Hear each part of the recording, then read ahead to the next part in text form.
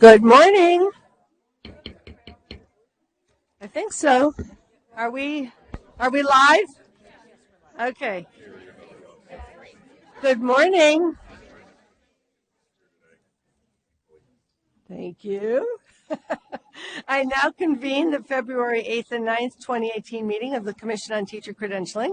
Will the recording secretary please call the roll? Kirsten Barnes, Catherine Williams-Brown, C. Michael Cooney, Lena Darling-Hammond, Here. Marisol Escobedo, Jose Gonzalez, Makita Gwynno-Shire, Alicia Hine, Bonnie Clatt, Kevin Quinn, Shing Martin, Monica Martinez, Castle Redmond, Ade Rodriguez, Ruff Rodriguez, Tina Salone, Stephanie Papas.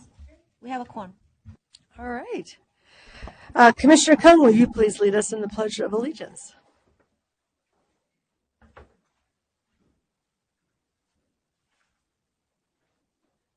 I pledge allegiance to the flag of the United States of America and to the republic for which it stands, one nation, under God, indivisible, with liberty and justice for all.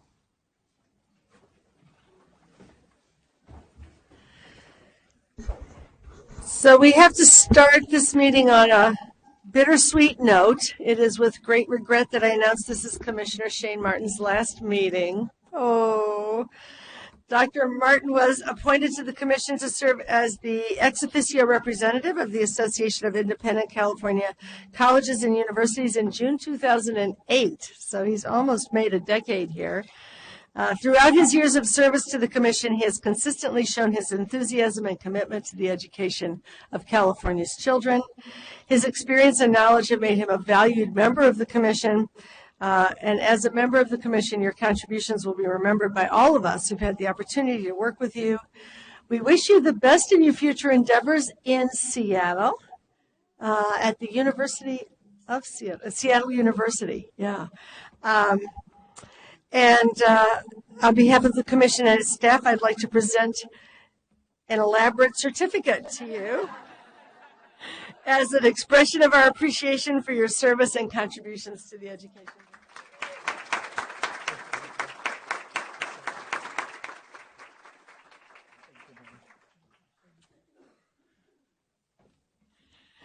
Okay. Item 2A is the election for the vice chair of the Commission on Teacher Credentialing for 2018. And Mary, will you guide us? Thank you, Madam Chair. So at the December 2017 Commission meeting, Commissioners Jose Gonzalez and Alicia Hine were both nominated for the position of Vice Chair. The Commission tabled the election of the Vice Chair to this meeting due to a tie vote. So Commissioners Cooney, Gonzalez, Hine, Martinez, Ade Rodriguez, and Ref Rodriguez were absent and did not vote. Section 301E of the Commission's policy manual states that absent members will be given the opportunity to cast a vote as the first order of business at the next regular Commission meeting in the event a nominee does not receive a majority vote. So, are there questions before I open the election to cast these final absent members' votes for the Vice Chair? Commissioner Gonzalez. Yes, Madam Chair, no questions, but I respectfully going to decline the nomination for Vice Chair and fully endorse the recommendation for Commissioner Hine. Okay. All right. Well, that makes this maybe a little easier. So what we still need to do is complete the vote. So what I would like to do is entertain a motion to take from the table the election of the Vice Chair. Is there a motion to do so? That would be Commissioner Barnes. Is there a second? Commissioner Cooney, all in favor of the motion to remove this from the table? Aye. Thank you. Any opposed? That motion carries. So the policy manual typically calls for a roll call vote, but what I'd like to do is see if the remaining members of the commission would like to vote by acclamation to elect Commissioner Hine as your vice chair. All in favor, please say aye. Any opposed? That motion carries, and I'm pleased to announce and introduce Commissioner Hine as the Vice Chair of the Commission on Teacher Credentialing.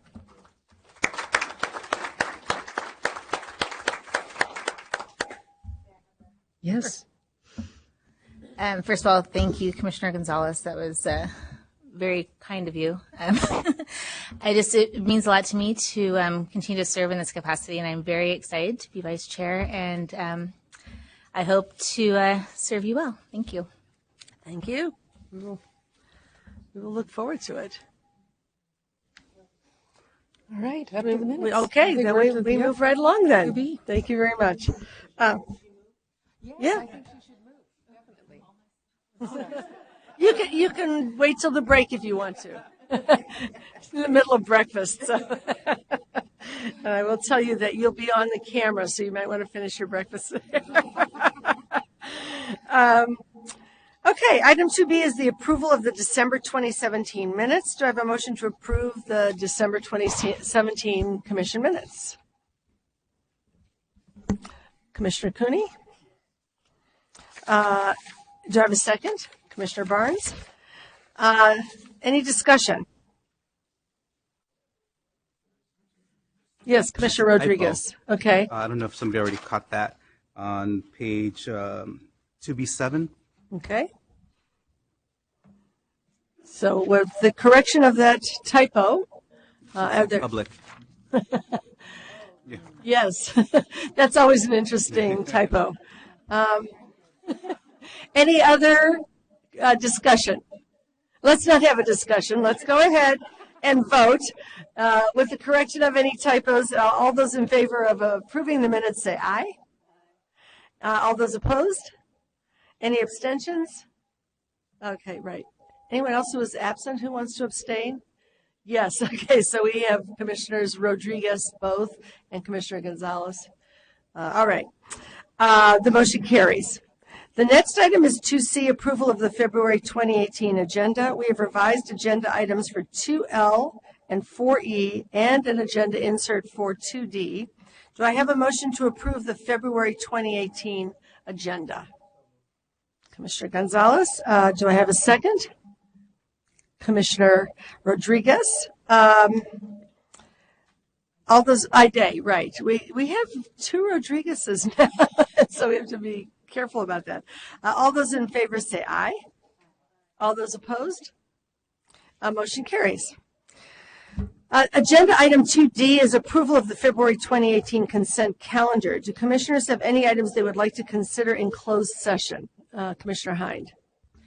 I hate to add more, but number 54, Christina Valnez, and number 58, last name Nunez. I didn't pull the first name. Okay. Any others? Commissioner Rodriguez, ref. Okay. Commissioner Barnes. Yes. Sorry, I didn't put the number down, but Brian Baggett, Baggett. Okay. And Commissioner Rodriguez, ref. So I have a long list of recusals, so I'm just going to go by the numbers here. So 9, 13, 36, 38, 42, 43, 46, 66, 72, 76, 86, 89, 113, 116, 117, 120, 130, 132, and 138.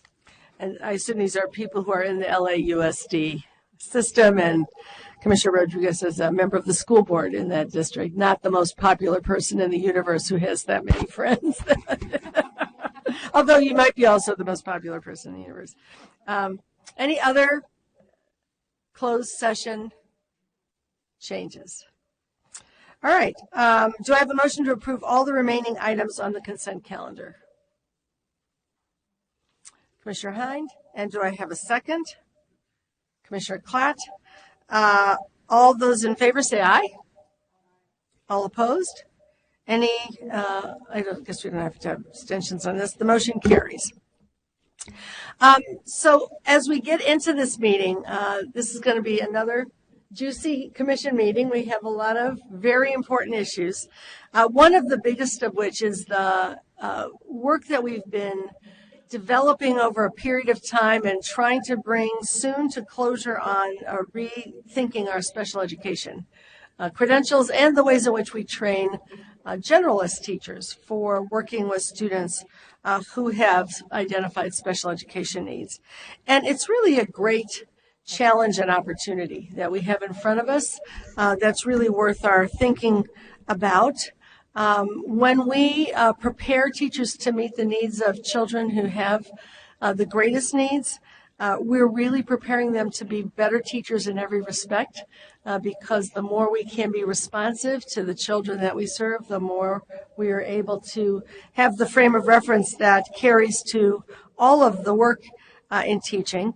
We've had a challenging path to this in California. We've had shortages of special education teachers for a long time.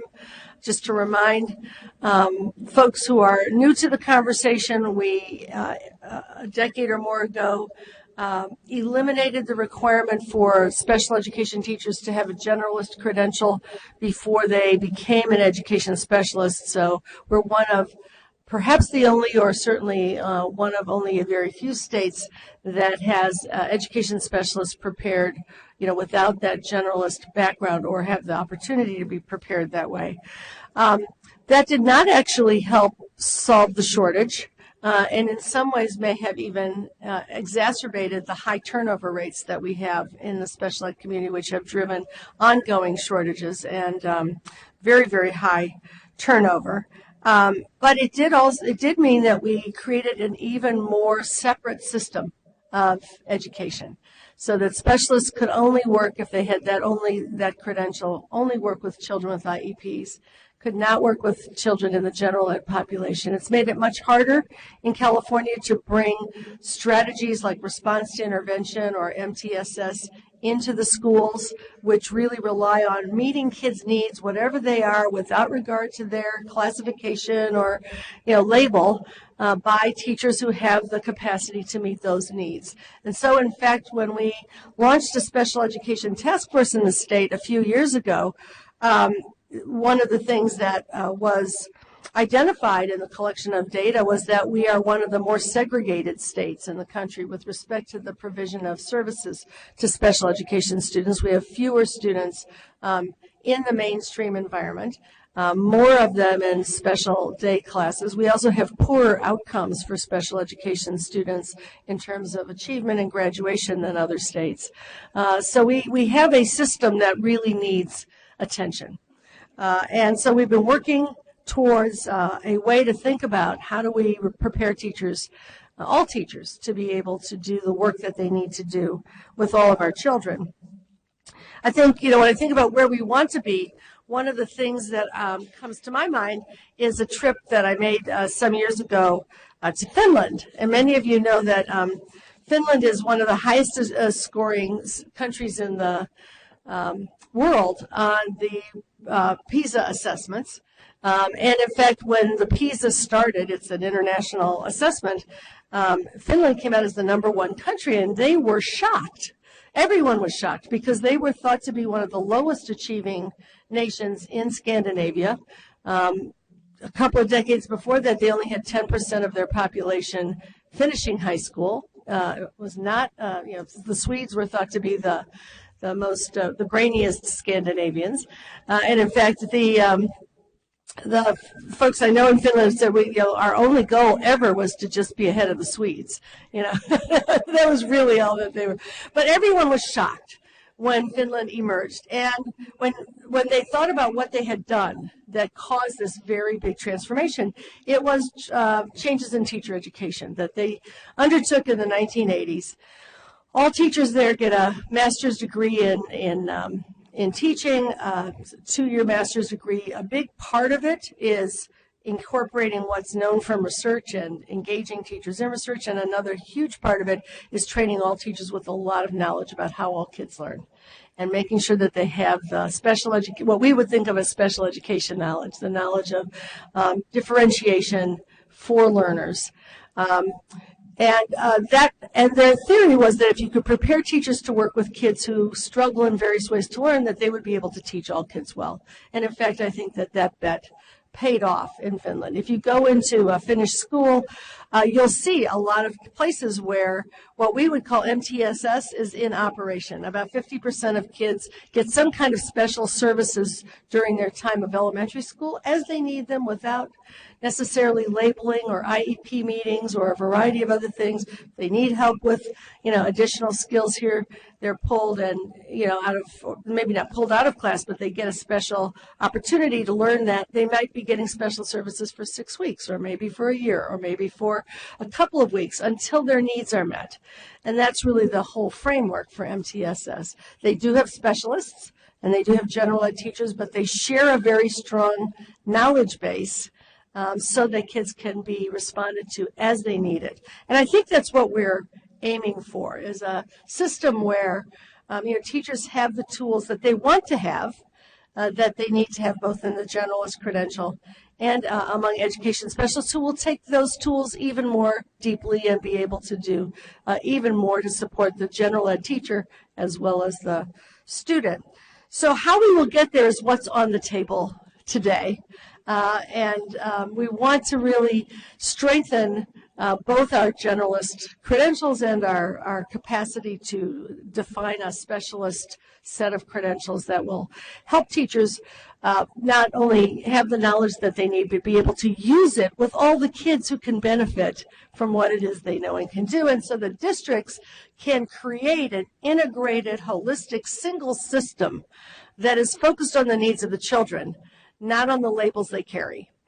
So that's our task today, and I just wanted us to think about it in that framework so that as we undertake all the nitty-gritty, which will get nitty and gritty, I promise you, that we can be thinking about how we get to that future for California. Mary. Thank you, Madam Chair. So typically at the first meeting of the calendar year, we present a set of priorities for your just so you have a preview of the things that we expect to be undertaking above and beyond the issuing of credentials, the accrediting of institutions, the processing of discipline cases. All of that goes on as that's the white noise that we live within. And the 21 priorities that are on a single piece of paper at each of your desks and also in the back represent the other things that we expect to undertake this year with you and for the state. So we've organized this list of 21 priorities across the 4 broad categories of your strategic plan. The first category being focused on educator quality, and within that area, we expect to present about 5 different priorities. First, we have major work we've undertaken with our performance assessments for teachers and for administrators. Those are in field test right now. We expect to finalize those instruments and bring them to you for approval this summer and actually launch them for real use in the fall, which will be a big moment for that work that's been multi-year in its nature. Secondly, we will need to do some regulatory work around the administrator performance assessment to get that instantiated in regulations. Third, we have undertaken a study of the performance assessments, the teaching performance assessments. California allows multiple teaching performance assessments to be approved and used. So the administration and legislature put funding in our budget to actually do a comparability study of those to determine how they stack up against each other, what a score on one, how it matches a score on another. So that's very exciting work that was initiated just last year. We'll be reporting on that to you throughout this year as we complete the first of 2 years of study of that. Fourth, we are looking to upgrade our assignment monitoring work, and we have a piece of legislation that we'd like to move through this year to help us do that, and pending the outcome of that, that will be a big priority for us this year. Finally, in this category, there are proposals you'll hear about shortly when the state budget update is presented to put 2 new grant programs here focused on recruitment and retention of special education teachers. That will bring to a nice suite of about 5 different grant programs that we are managing here at the Commission. So launching those programs and continuing to monitor them will be a high priority this year. So in the area of program quality and accountability, we have 6 different priorities. First is to continue our work implementing all of the changes we've undertaken to the accreditation system. There are new dashboards that will be brought about this year. We'll be looking at how to use the performance data that is created from performance assessments. We're already using the data from surveys and and looking at how those outcomes help shape the work we do in accreditation and reporting to you on that. Secondly, we would like within the scope of accreditation to pick up a goal that's been long on our agenda, which is to look at exemplary programs and how we can begin to sift through what we see to identify best practices and begin to disseminate information about that in a broader learning community of the state. Third, we, as the chair has so eloquently introduced, we hope to finish our work on the restructuring the special education credential in California, at least getting to the policy frame on that, beginning regulatory work as needed, bringing new performance expectations to bear, and looking particularly at how we support the field as they blend this common core and create this common core of preparation for general and special education teachers.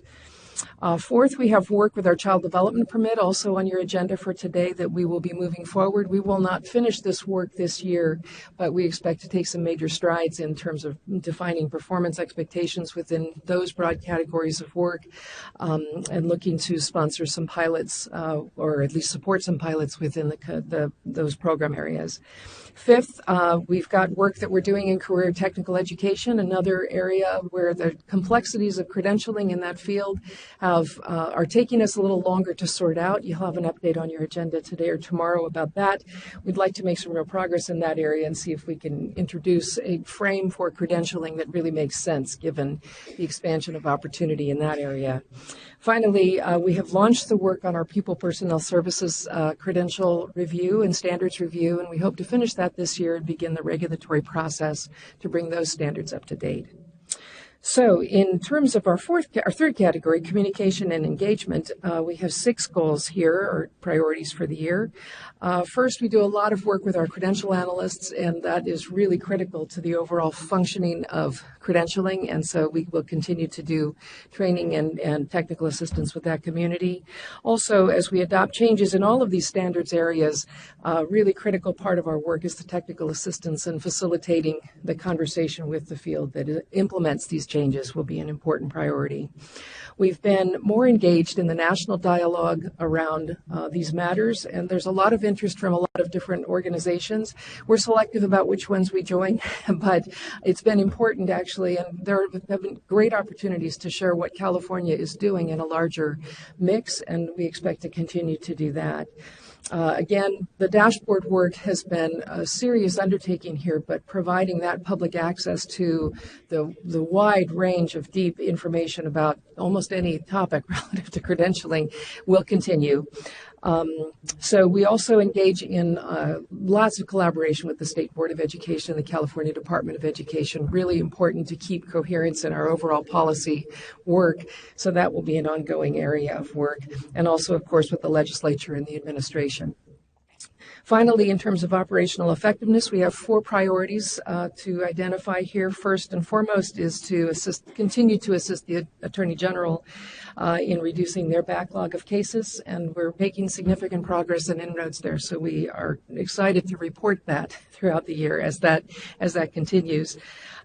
Finally, we've made, in the last decade, this agency is taking great strides in moving a lot of its systems to online application. We would love to make more progress and get as close to finishing the online application process as possible, which will ease some of the pressures on our staff. We will, as you hear when the budget update is presented, we have opportunity to hire 2 new staff members, and we will move with alacrity on that front. And finally, a continuing priority is to continue to celebrate the employee achievements and build our agency-wide esprit de corps in support of the work that all of you do. So those are our priorities for 2018, and I'll turn it back over to you, Madam Chair. It's too bad you don't have very much to do. I know. Well, Yeah. but never fear. I know, right? We'll work on that. Do any commissioners have items to report? Yes, Commissioner Barnes. Oh, wait, because mine kind of also leads into liaison. So if All somebody else right. has a report Anybody first. else have a report? Commissioner Martin? Thank you. I just wanted to say a few words on the occasion of my last meeting after just about 10 years of service to thank the commission and to just really say what an honor it's been to serve on the commission on behalf of AICCU, the Association of Independent California Colleges and Universities, a group of just about 80 not-for-profit institutions that credential 43% of our workforce in California. But more than anything, it's been an honor to be involved in public service in California. I've learned so many things about this great state. Among them would be the incredible diversity that we have. And I talk about diversity not simply to reference our rich ethnic, linguistic, racial, and other forms of diversity, but really more the diversity we have in terms of the needs of our urban, suburban, and rural communities. And that part of our charge as the commission is to think broadly, not simply about the folks in our own backyard, but the folks in a range of communities that sometimes approaches don't make sense if I'm living in a place like Los Angeles. But in rural California, the needs might be very different in other places. And so, again, it's been such a great privilege to be part of this commission, and I think the work we've done the last decade has been just tremendous. The way forward even looks brighter. I'm especially pleased that I think we'll be making some progress on special education today and making a pathway for the future. And then finally, just a very simple note. Over the years, some people have asked me, when we do the roll call, why do you always say present and not here? And, it's not because I'm overly formal. It just comes out of a tradition that I honor in United Farm Workers community and other communities in Latin America, where how one weighs in is very important. And in fact, here is just, I'm here. But present, or in Spanish, presente, means I am present, fully engaged, fully ready to work and be part of the agenda of our community. So it's been my privilege to be present the last 10 years, and I know the commission will continue to be present in the agenda for our youth and our children and their future as we move forward. Thank you. Lovely.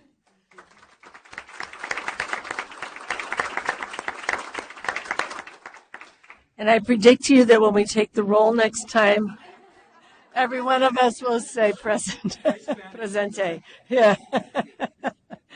All right. Any other? Yes, Commissioner Hind. I just have a quick one.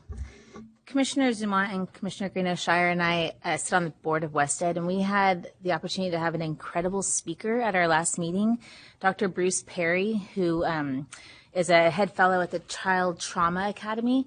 And he spoke to us about, the data that he presented before us and the research about early childhood education and what happens starting at birth and those, actually even before birth, but those first 2 months and then on.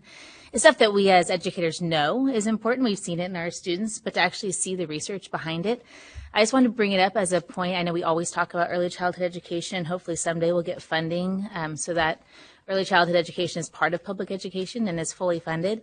But the research is so amazing and it's so present and right there in front of us that I just think it's worth going on his website or their website, the Child Trauma Academy, and just looking a little bit for yourself. And he does, it's expensive, but he does do talks, and you can also go on and watch pre-recorded talks. But it just was really powerful for us, and we can't stop talking about it. So I thought that'd be beneficial for everyone who's in the education field to be aware of. Thank you.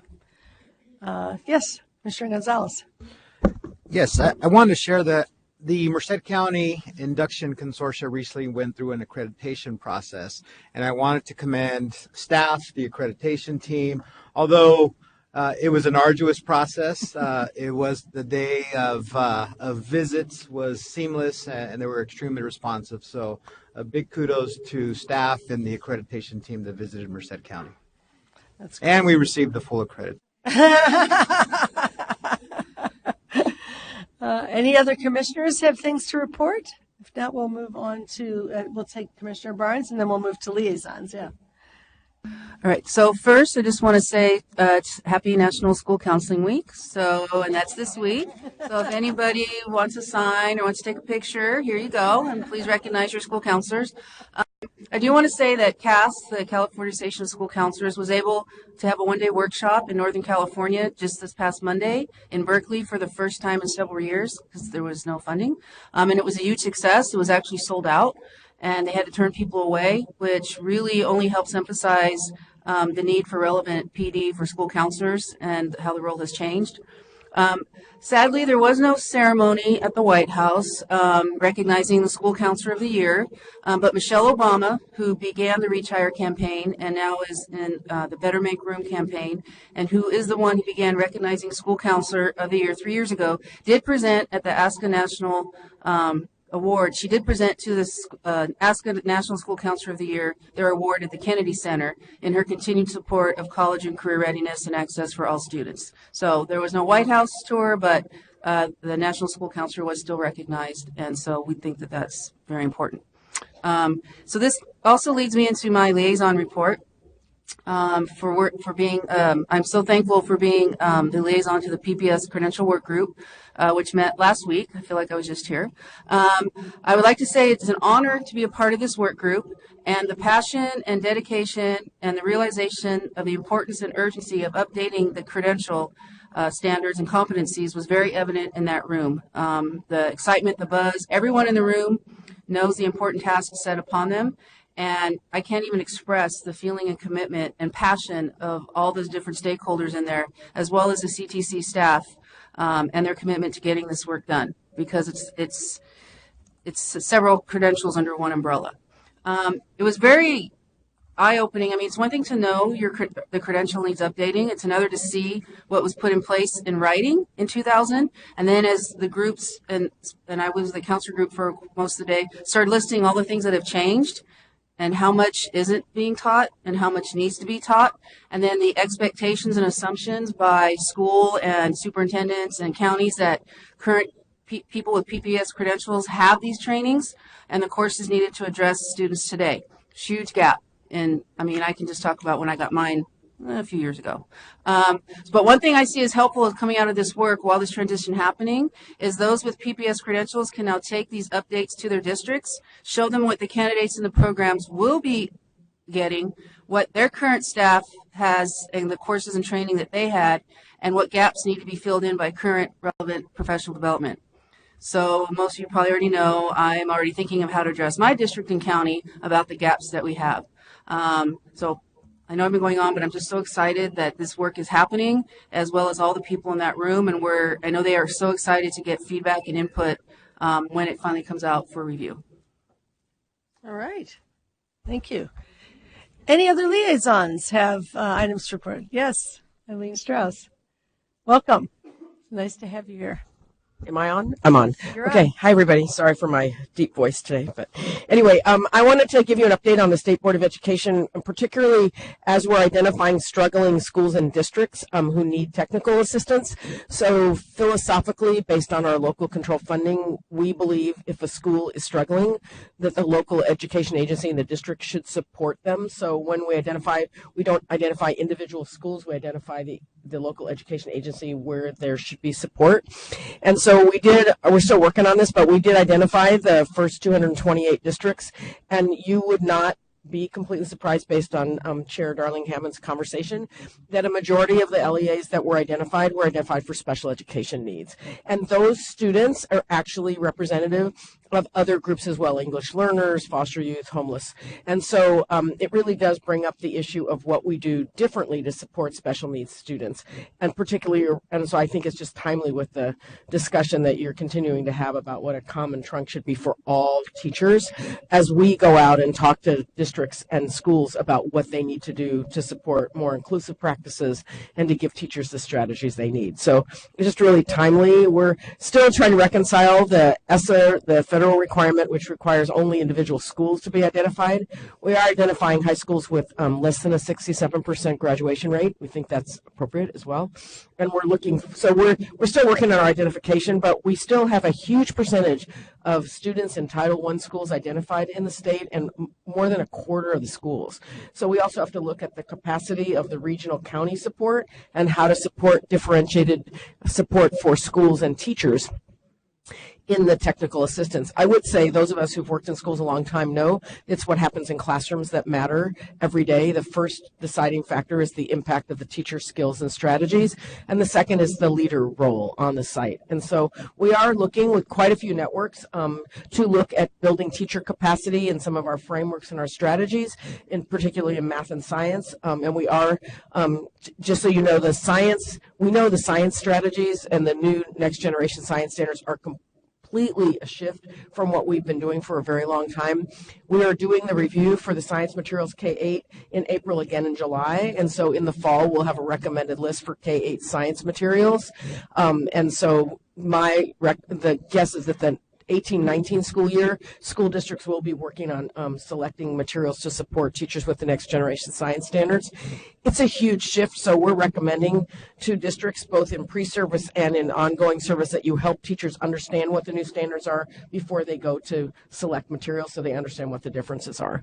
And then just because we're trying to catch up on all of our frameworks, we have health coming very soon, and that'll have quite a bit of discussion and is having quite a bit of discussion about quite a few of the things that are in the framework as well. And after that, the arts, and then PE. So we are trying to update those frameworks, but I think primarily right now, teachers are looking at history materials, science is coming, and all around it is the core support for English learners with special needs. And I think that's really, really important that you be aware of in whatever role we have for pre-service or ongoing leader training, and then induction and support programs. So we're really fortunate to have quite a few networks. The California Collaborative Educational Excellence is supporting quite a few networks as well. Gates is now putting some money into networks, and we have quite a few. Bechtel's putting money into math and science. So there's a lot of regional networks around our state where the teams come together and then go back to their regions to support. And we're a really big state, so that's a really supportive strategy to improve teacher practice. So I thought I'd help with that. And again, I'm really supportive. I think all of us are on looking at helping all teachers to be prepared to work with students with special needs. It's really become a really clear, our data is showing that. Thank you. Other liaisons with items to report? Okay, seeing none. I now recess the general session and move to the Fiscal Policy and Planning Committee. Commissioner Barnes, will you please convene the committee?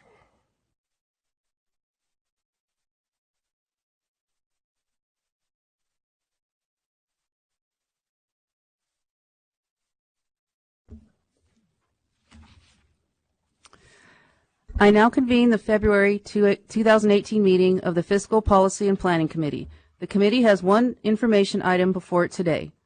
Item 3A is the update of the governor's proposed 2018-19 budget.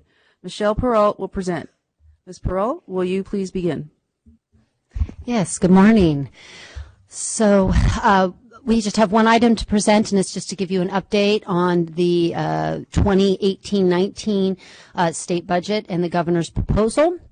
Just as a reminder about process, so the governor provided his initial proposal last month, on January 10th, and this is the first step in the budget process for fiscal year 18-19, and as a reminder, the commission is a specially funded agency, so we are funded by two accounts, our Teacher Credential Fund, or TCF account, and our Teacher Development and Assessment account, which we refer to as our TDAA.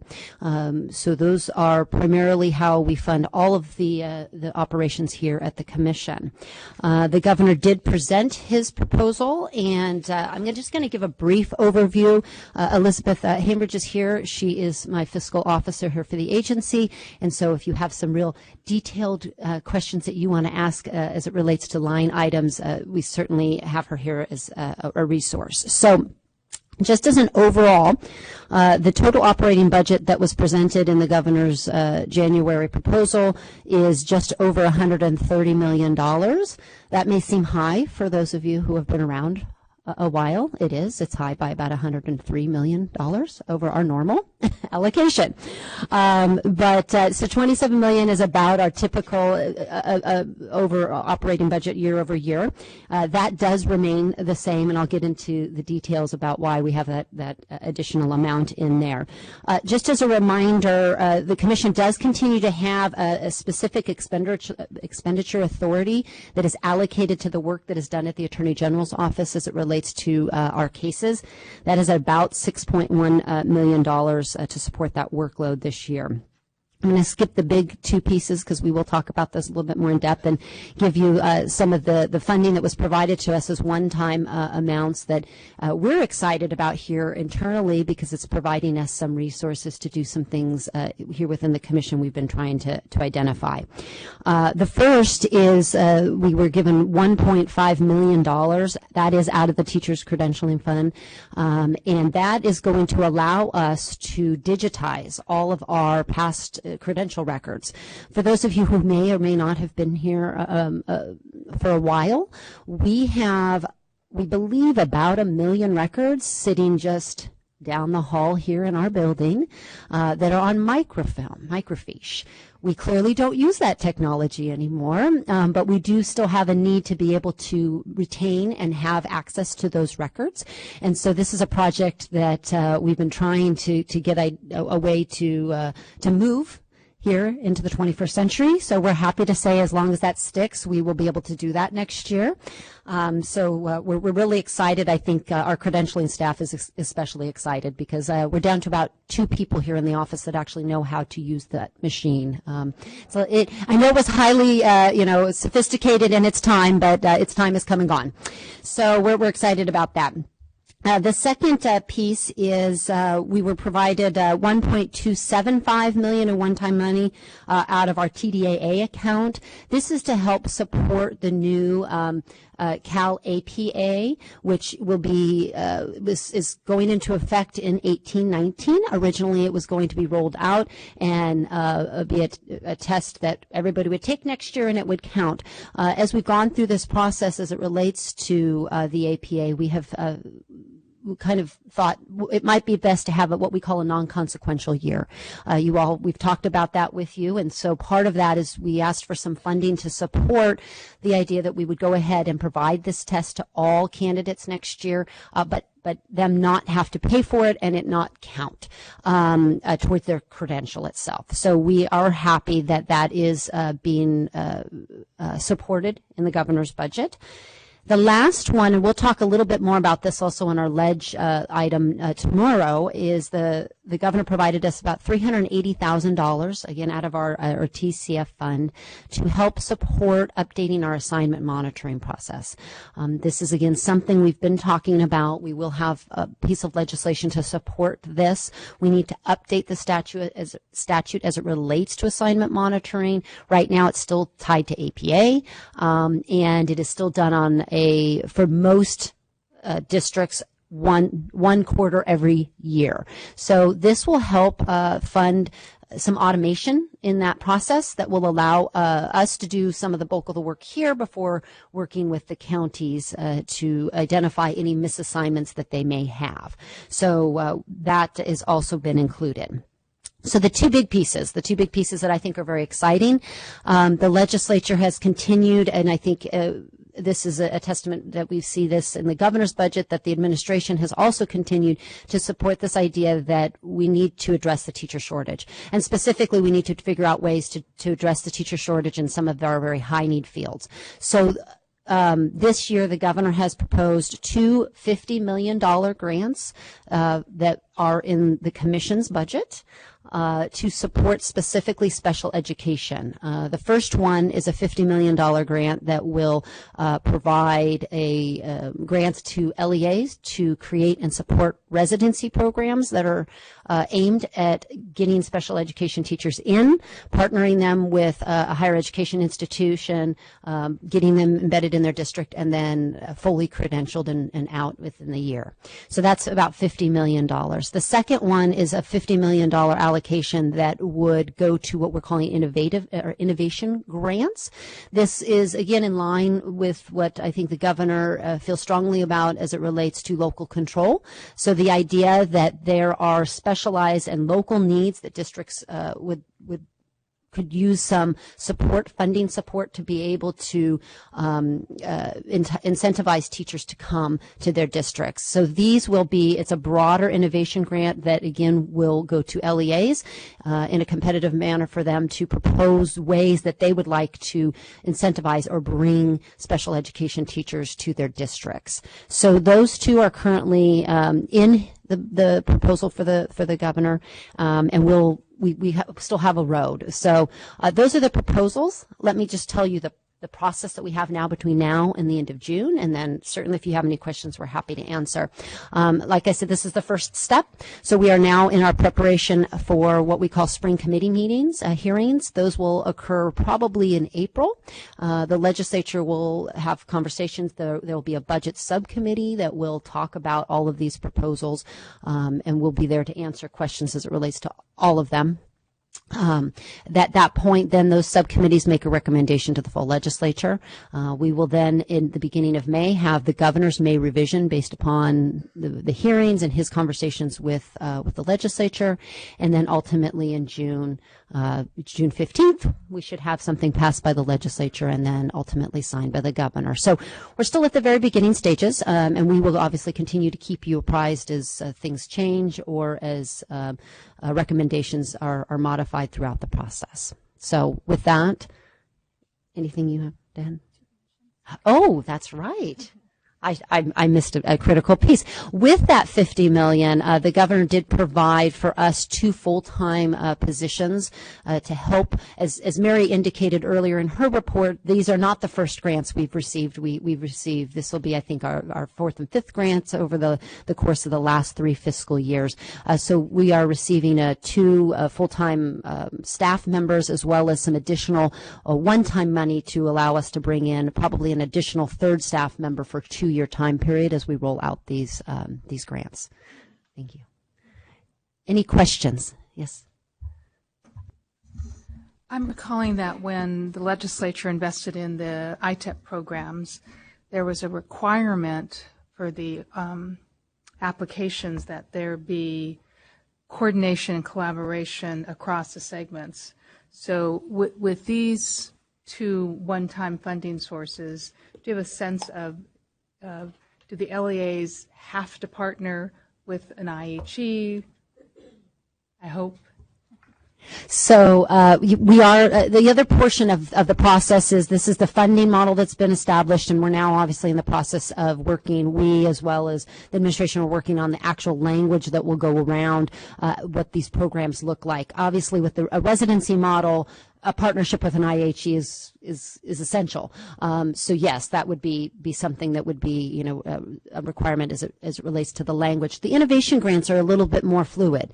They're a little more broad. So while certainly I think there's always an encouragement that there be a partnership between, LEAs, their IHE partners, businesses and others, those will probably largely depend on what each LEA proposes in their grant proposals.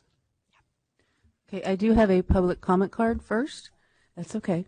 So Lynn Scott, when you come up, can you please state your name and affiliation for the record?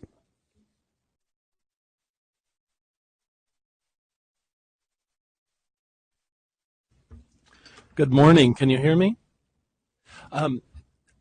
Maybe just a little additional clarification.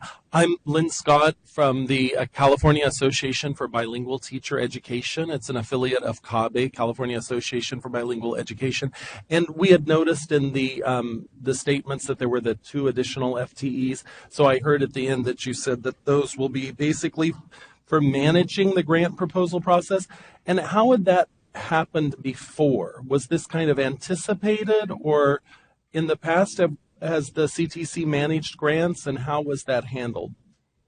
So yes, we have had several grants from the last 2 fiscal years, we have been provided funding, and we had some, with one of the grants 2 fiscal years previous, we were given some one-time funding, sort of similarly to what's being provided here, that we were able to provide a part-time person that helps us oversee our grants. But we have really been absorbing that workload over the last 2 years, and so for us, this is a much needed allocation as it relates to this funding. Certainly, we haven't gotten as far down the path to figure out exactly what that will look like structurally here internally here at the Commission, but certainly the intent is that those 2 positions will be used to oversee and implement the grant programs on an ongoing basis. Obviously, they may not be tied just to these 2 programs because we have others that we're managing. Yep. Okay. Thank you. Okay, seeing no other public comment cards, are there any other commissioners who have a question? Commissioner Martin? Thank you. I wanted to follow up on Commissioner Marquita Grinnell-Shire's question and just make sure I heard exactly what you said, that a partnership with an IHE will be a required element for the grants, or it will just be suggested? If I could just add clarification. So the residency program will require collaboration with an accredited teacher preparation program. And not all of those are in higher education institutions, but the residency language will require that there be that partnership between LEA and preparation program. And the local innovation grants do not carry that requirement as yet in the budget trailer language, but we will have some distance to go to get RFP developed, to get this staffed, to determine when and where the appropriate necessary partnerships should be established, et cetera. So that's an idea that is incubating and growing. Will grow into a full-fledged program next year, and we'll see. So and Commissioner Sloan's not here, but I think the higher ed community would have a very strong interest in what that language would look like, and to ensure that, in fact, the partnerships are strong. And I appreciate that it's not simply IHEs. There's a range of programs, but I would strongly encourage that it gets looked at in the language. Any other questions by commissioners? Comments? Okay. No action is needed on this item. Thank you, Ms. Perrault, for this very detailed report. This concludes the business before the Fiscal Policy and Planning Committee. The committee is adjourned. Okay. We need a break, or are we good? We'll take it, just in case you need it. You've got 5-minute break because you're not going to get another one. And then we're going to have the Educator Preparation Committee, which Commissioner Gonzalez will convene. Are we ready? We're ready. Thank you for rejoining the meeting. I like the way that Castle is sitting so well. A good role model. Yeah. Try to get everybody else to sit down. Yes. All right, good morning. We are going to tackle our most important part of the agenda here. You want me to get the room quiet? No. Huh? You want me to get the room quiet? If you want to, sure. If you can hear me, clap once. If you can hear me, clap twice. Thank you very much. And if you're still talking, please stop. Yes. All right. We're going to convene the Educator Preparation Committee. Commissioner Gonzalez will convene the committee. Good morning. I'd like to call the February 2018 meeting of the Educator Preparation Committee to order. We have 7 agenda items. 4 of the items we will attempt to get through today, with 3 more tomorrow morning. The first item today is initial institutional approval, stage 3, consideration of the provisional approval for High-Tech High Graduate School of Education. Lynette Roby is presenting this action. Ms. Roby, you can begin, please. Thank you. So again, initial institutional approval And in item 4A, we're happy to bring before you Stage 3 of the initial institutional approval process for High Tech High Graduate School of Education for the Commission's consideration and possible provisional approval. At the table, we have Dr. Ben Daly, who is the Graduate School of Education Provost, and also Kelly Wilson, Graduate School of Education Administrative Dean. In the audience, we have Julie Holmes, who is the Director of Credential Operations, and we also have Dr. Sarah Fine, who is the Graduate School of Education Program Manager. And they are available in case you have questions about the program. But before I begin, I want to make it clear that although High Tech High K-12 Charter School has been a Commission-approved program sponsor for a number of years, High Tech High Graduate School of Education has recently been established and was received regional accreditation by WASC, Western Association of Schools and Colleges, in 2015. As a separate entity from High Tech High Charter Schools, High Tech High Graduate School of Education is seeking provisional approval and wishes to offer a preliminary general education, multiple subject, single subject credential program. Program candidates will participate in a one-year student teaching-based program, and upon earning a preliminary credential in that first year, candidates will then be given the option in the second year to earn a master's in education in teaching and learning. High Tech High Graduate School of Education has submitted all of the required preconditions, including 2 initial preconditions and, of course, the program-specific preconditions for the preliminary general ed multiple subject, single subject program. Just as a reminder, you won't see the general preconditions in this document, since the general preconditions mirror the eligibility requirements, and those were approved in Stage 2 for High Tech High Graduate School of Education. The review of the preconditions submitted by High Tech High Graduate School of Education is completed by staff, and High Tech High Graduate School of Education's preconditions have all been found to have been met. On page 4 of the item is a brief summary of those responses to the preconditions, and the full preconditions are in the attachment A to the item. As I said, there are 2 initial program preconditions required. One is demonstration of need, and the other is practitioner participation in program design. In response to demonstration of need, High Tech High Graduate School of Education projects that it will enroll 25 candidates during the first year, 40 candidates in the second year, and up to 50 candidates in the third year. The practitioners who participated in the design of the program include faculty, credentialing candidates, students, alumni, and also the members of their advisory board. And that advisory board is comprised of professors from local universities, leaders, and teachers in K-12 schools outside of the High Tech High Charter School system. The remaining 7 preconditions are specific to the requirements of the preliminary multiple subject, single subject credential program that they wish to offer, and they have submitted appropriate assurances and responses to those preconditions. They also submitted responses to the common standards, and those were reviewed by a team of 2 Board of Institutional Reviewers. The team collaborated and they came to consensus on the final finding of alignment for all 5 common standards. And a summary of those common standards is provided in the item beginning on page 11, and then also the full document is attachment B. So based on the findings of met for all preconditions and aligned for all common standards, staff recommends that the Commission grant provisional approval to High Tech High Graduate School of Education. It is recommended that provisional approval be for a period of 3 years, so that in year 3 a site visit will occur and data can be collected that would include completers of this program. The report resulting from that site visit and the collection and analysis of the data would then be brought back to the Commission for consideration of full approval, which is stage 5 of the process. With that, staff is available to answer any questions about initial institutional approval process, and the representatives from High Tech High Graduate School of Education are here to answer any program questions that you might have.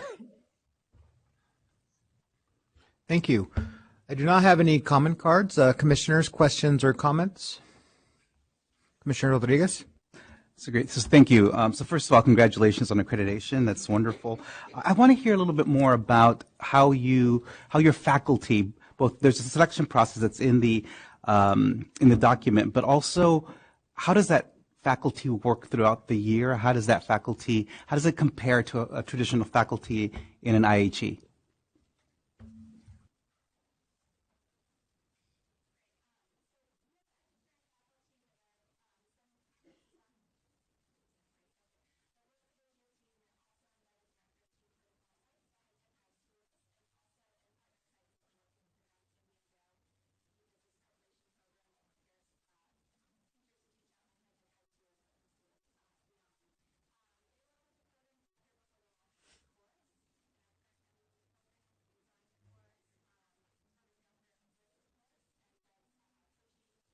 Debrief with them, looks at student eval data and also at student work from the course and has a reflective conversation.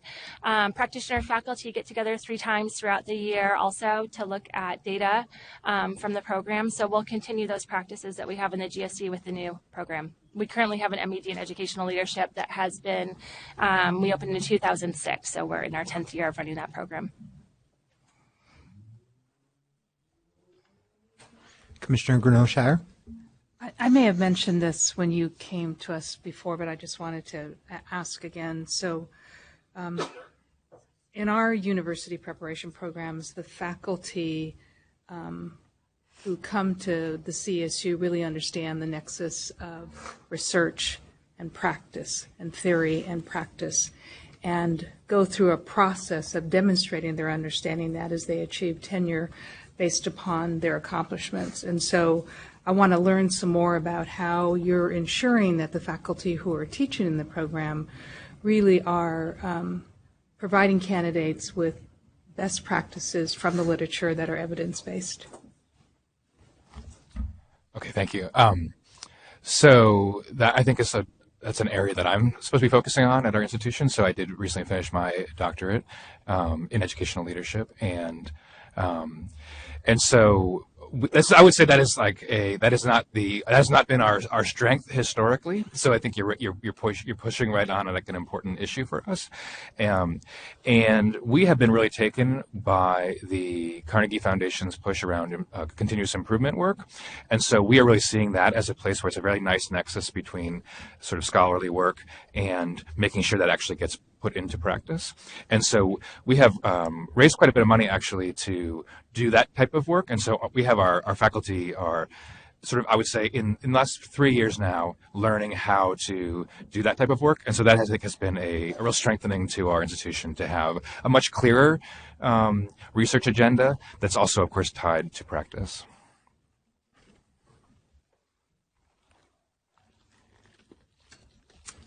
Commissioner Hein? Hi, I have a question. I can't remember where I read it somewhere. You said that your student teaching happens within your high-tech high schools that you already have. So I have a couple of questions. The first question is, what is the demographic makeup of those schools? Because we like to see, more than just something the same. So our high-tech high K-12 schools, there are 13 schools. K to 12, 70% of the students are students of color, about 50% qualify for free and reduced lunch. Is that what you're asking me? Kind of. Yeah, that, and also students with disabilities, LGBTQ, all those other subgroups that are underrepresented. Are those students also present in your school? Yes, very much so. So I believe 15% of our students qualify for an individualized education plan. I don't have numbers on LGBTQ students, but I think that we are known for having a very welcoming community to all kinds of kids. And English learners, of course, we serve a growing number of English learners as well. And then 2 follow-up questions. The makeup of the staff of those schools, is there diversity amongst the staff members as well? Yeah, so 70% of our students are students of color, and yet 70% of our teachers are white. So that is a challenge that we have that we're working on. In our graduate school programs, 40% of our students, these are adults, are people of color, and 40% of our faculty are people of color. So still room for improvement, but the graduate school is actually helping move the K-12 schools in the direction that we're trying to move on. And then is high-tech high just high schools, or are they elementary schools as well? We've confused everyone by picking this ridiculous name, high-tech high. So we have 4 elementary schools, 4 middle schools, and 5 high schools in the K-12 in that network of schools. Okay, thank you. Yes. I'm Liaison.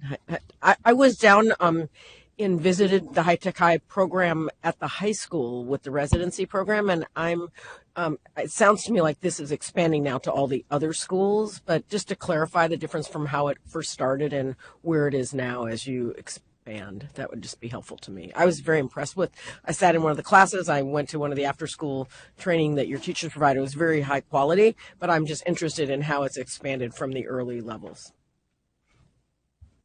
You're asking about the K-12 schools or about our teacher preparation program? The teacher prep. So the one that I watched was just at High Tech High for the residency program there, and just so how this expands it, just to clarify.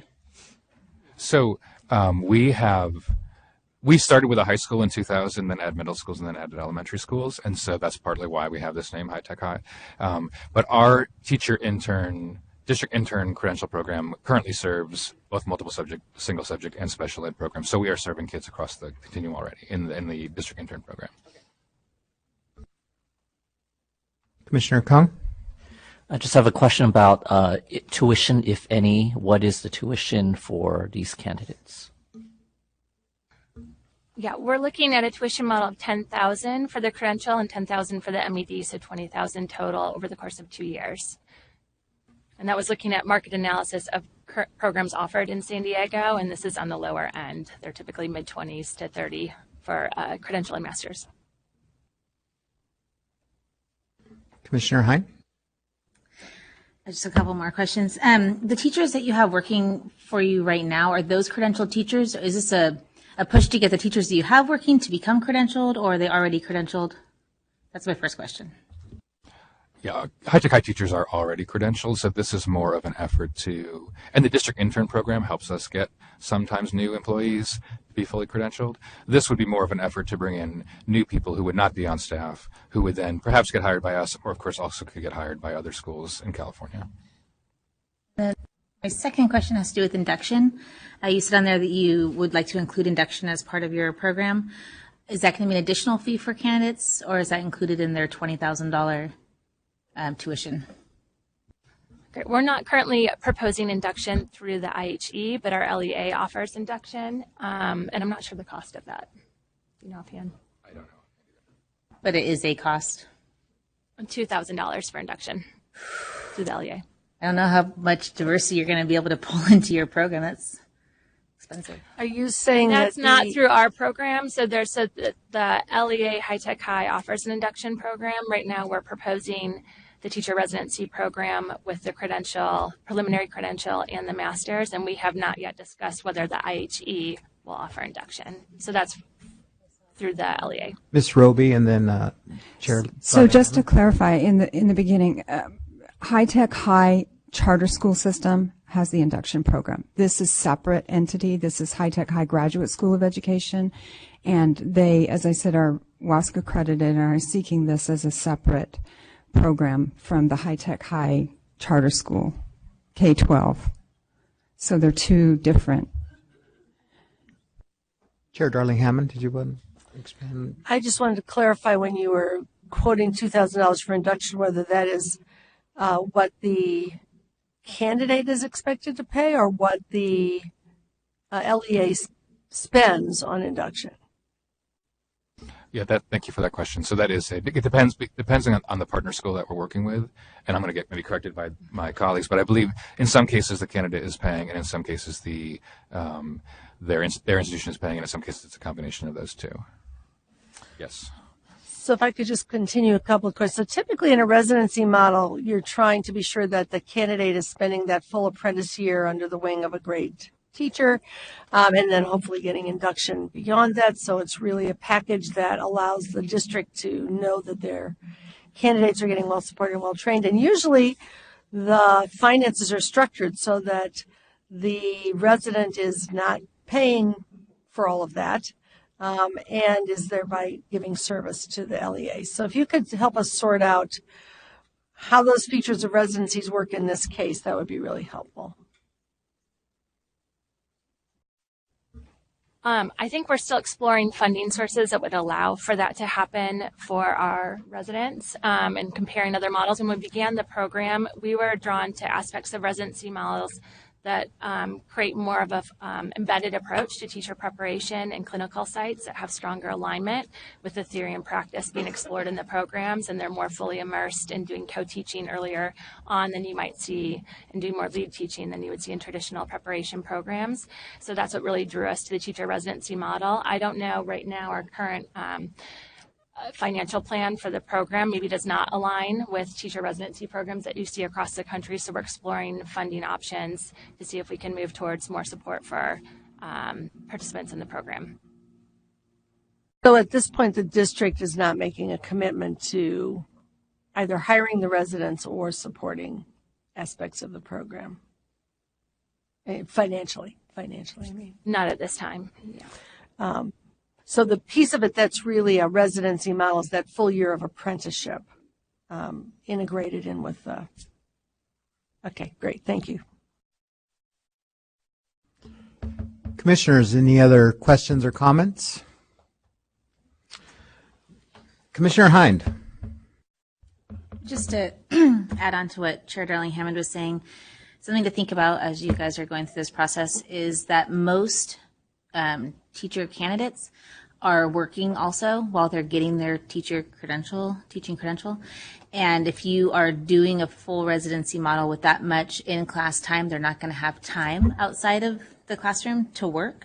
And so if they're already paying up to $20,000 for a credential program and $2,000 coming up for induction, that's probably half of their first year's salary if they put everything to that. So something to keep in mind, the logistics of how that would actually work, and why would somebody choose to go through your program versus a state school that's going to be a third of the cost and not full time. So something to think about. Thank you. Commissioners, this is an action item. We have three options. One is to grant provisional approval to High Tech High Graduate School of Education and set the provisional approval period for 3 years. Or 2, grant provisional approval with specific topics to be addressed in stage 4. Or 3, require resubmission with additional information. Oh, I'm sorry, there's 4. Or simply deny. Do we have a motion? Commissioner Clapp? I was trying to find the wording as you were saying that. I would move for the first option, which was to grant the provisional approval. So we have a motion to grant provisional approval to High Tech High Graduate School of Education and set a provisional approval period to be 3 years. We have a second. Commissioner Rodriguez, thank you for the second. Any further discussion? Prior to calling for the vote, let the record state that Commissioner Aide Rodriguez has recused herself from this item. All in favor say aye. Opposed, same sign. Motion carries. Thank you. Thank you, Ms. Roby. Item 4B is proposed credential structure and related considerations for the preliminary education specialist teaching credential. This is an action item. William Hattrick and Sarah Solari Colombini are presenting this item. Mr. Hattrick, as soon as you're ready, the floor is yours.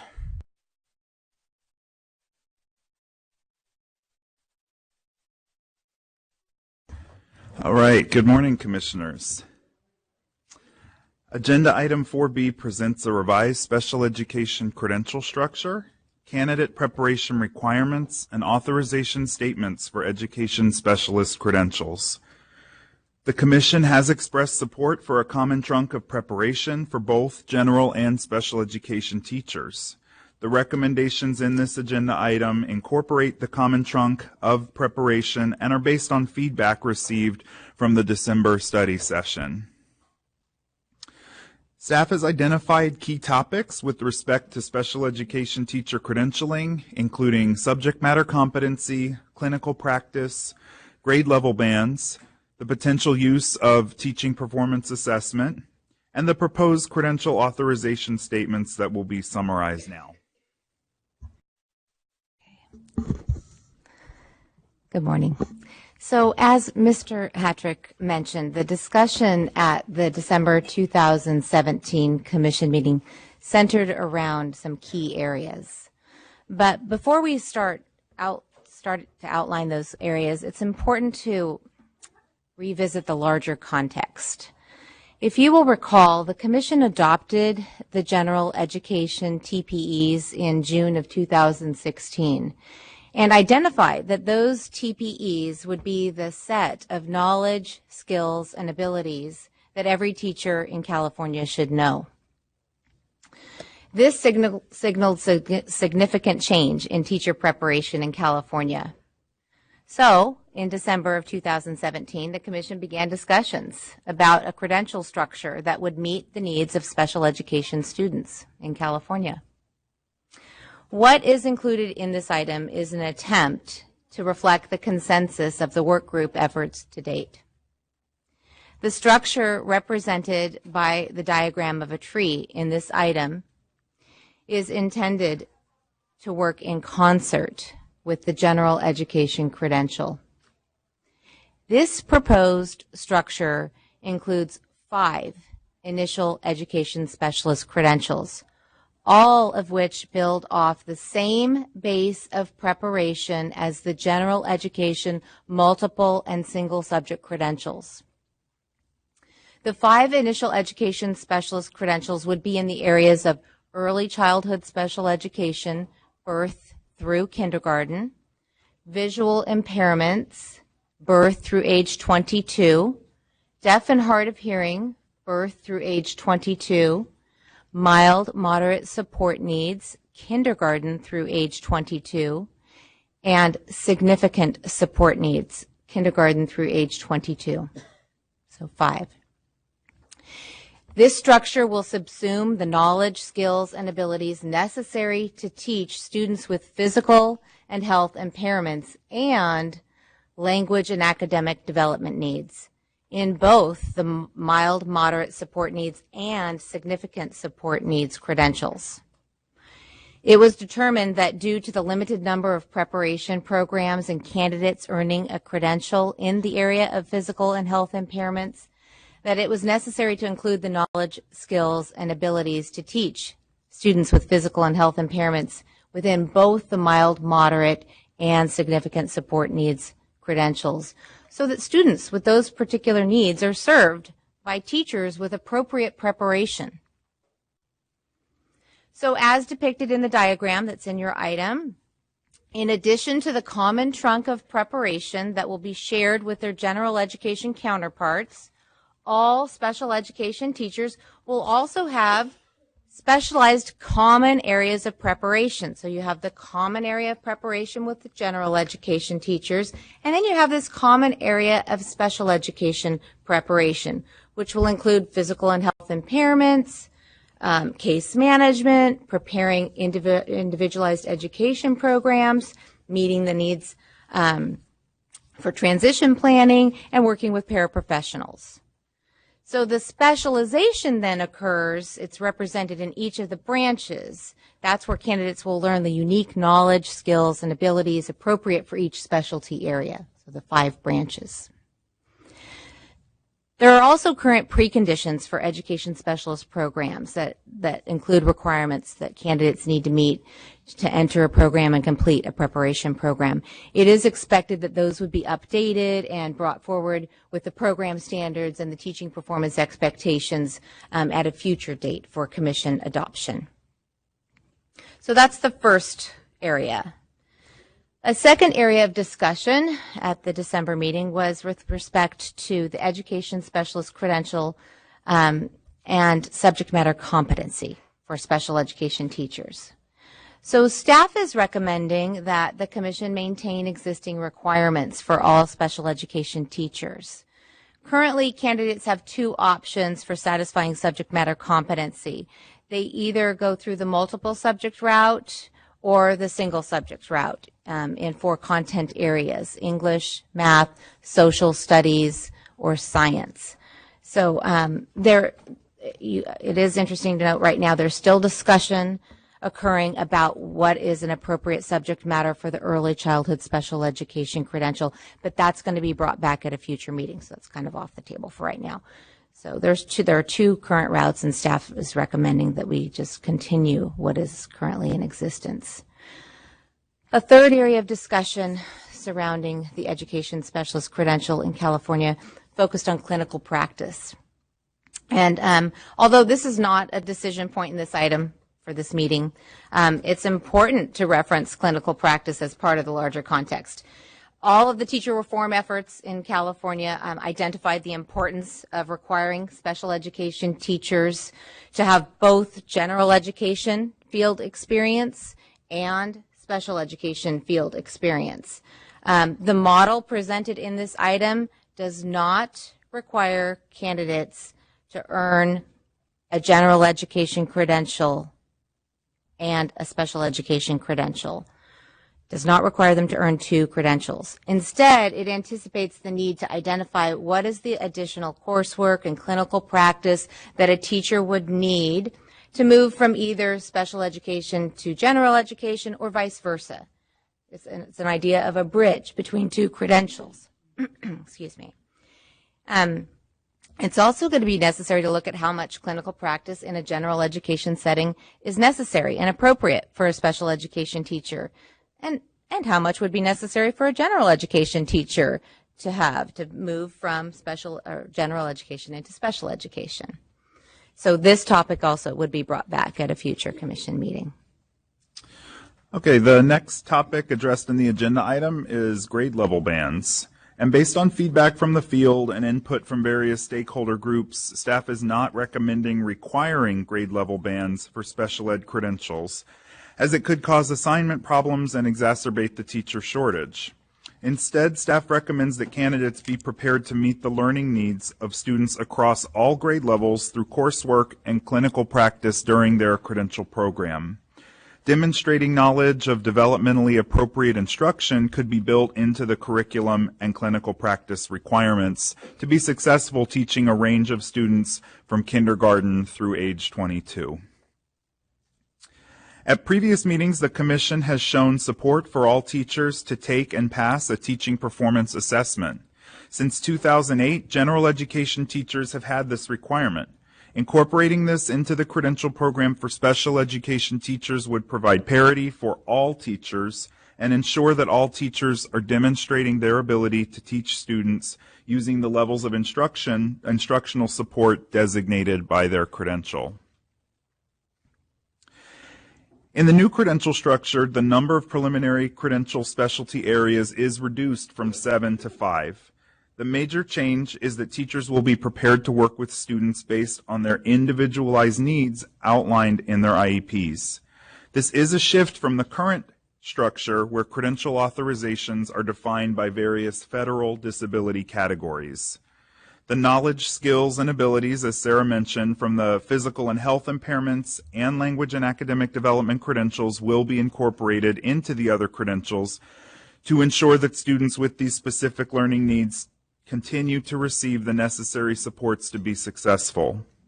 The current authorization statements and the proposed specialty authorizations, which are drafts, can be found in Appendix A. Special education teachers would continue to be authorized to teach English learners and students with autism. And since education specialist candidates currently must take and pass the RECA, a proposed authorization would allow them to teach reading to all students, those with or without IEPs. Based on feedback received from some stakeholders and as districts across the state begin to implement a multi-tiered system of support for all students, authorizations for special education teachers need to be aligned so that their knowledge of individualized instruction for struggling students is effectively utilized and could be reflected in the proposed authorization statements. Okay, so with that, we have some staff recommendations. So the first recommendation is that the Commission adopt the 5 initial education specialist credentials proposed in this agenda item and direct staff to begin the regulatory process to amend the credential names and authorizations. The second is to continue to allow education specialist candidates to meet the subject matter competence requirement by passage of the appropriate examinations or subject matter program for the multiple subject teaching credential, or passage of the appropriate examination or subject matter program for the single subject teaching credential in the areas of English, mathematics, including the foundational level mathematics, social science, or science, including the foundational level science, based upon the setting where services are being delivered. The third is to direct staff to finalize TPEs for all the education specialist credential areas for Commission consideration and action. The fourth is to direct staff to finalize the education specialist program standards, including the clinical practice requirements. The fifth is to affirm that once the new programs are in effect and an approved TPA for education specialists is available, candidates for the education specialist credential will need to take and pass a TPA prior to being recommended for a credential. So with that, the next steps would be if the Commission adopts the proposed credential structure, staff will begin the regulatory process and, based on staff direction, complete work on TPEs and program standards. Staff will work to develop an appropriate pathway or bridge for candidates who earn an education specialist credential and then want to obtain the general education credential, and vice versa. So with that, we have comments. Thank you.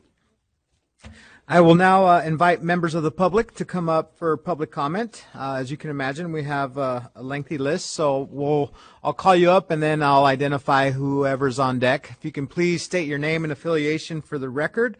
Leslie Anido and Eli Gallup, you're on deck.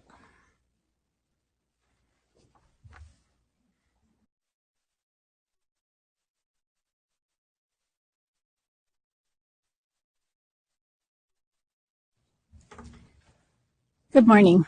My name is Leslie Anido. I am a teacher of students with physical and health impairments for Santa Clara County Office of Education. I'm here representing the teachers in that program. I'm also here representing several hundreds of teachers across the state who were not included in the stakeholder data gathering survey because they were not forwarded the survey by their SELPA directors. So please note that the data used in establishing some of these criteria and proposals are not complete data from the teachers of California. As a special education teacher for 40 years, I've gone through many of these restructuring proposals. Each time I analyze the positive and negative impacts on the students that I serve. I hold several California credentials. I have worked with students across a large array of populations in the special education programs. Therefore, I think I can speak from a professional standpoint of the differences that a teacher needs for each kind of student that he or she teaches. Your current recommendation that you've heard this morning to once again attempt to eliminate the initial PHI credential is one that will negatively affect the successes we have worked so hard on for our students from preschool through, or actually birth through 22, to have them access life skills, grade level curriculum, and academically rigorous programs that make them college and life ready. I'm not sure what you vision happening to these students when you embed them in other classrooms. My students are more than embedded students. These students have complex needs that need to be addressed by a fully credentialed teacher in that specific area. just like students that are deaf and hard of hearing and students with vision impairments. Those credentials were kept, or the recommendation is to keep those credentials as full credentials. My students have as complex or even greater complex issues that affect their learning programs.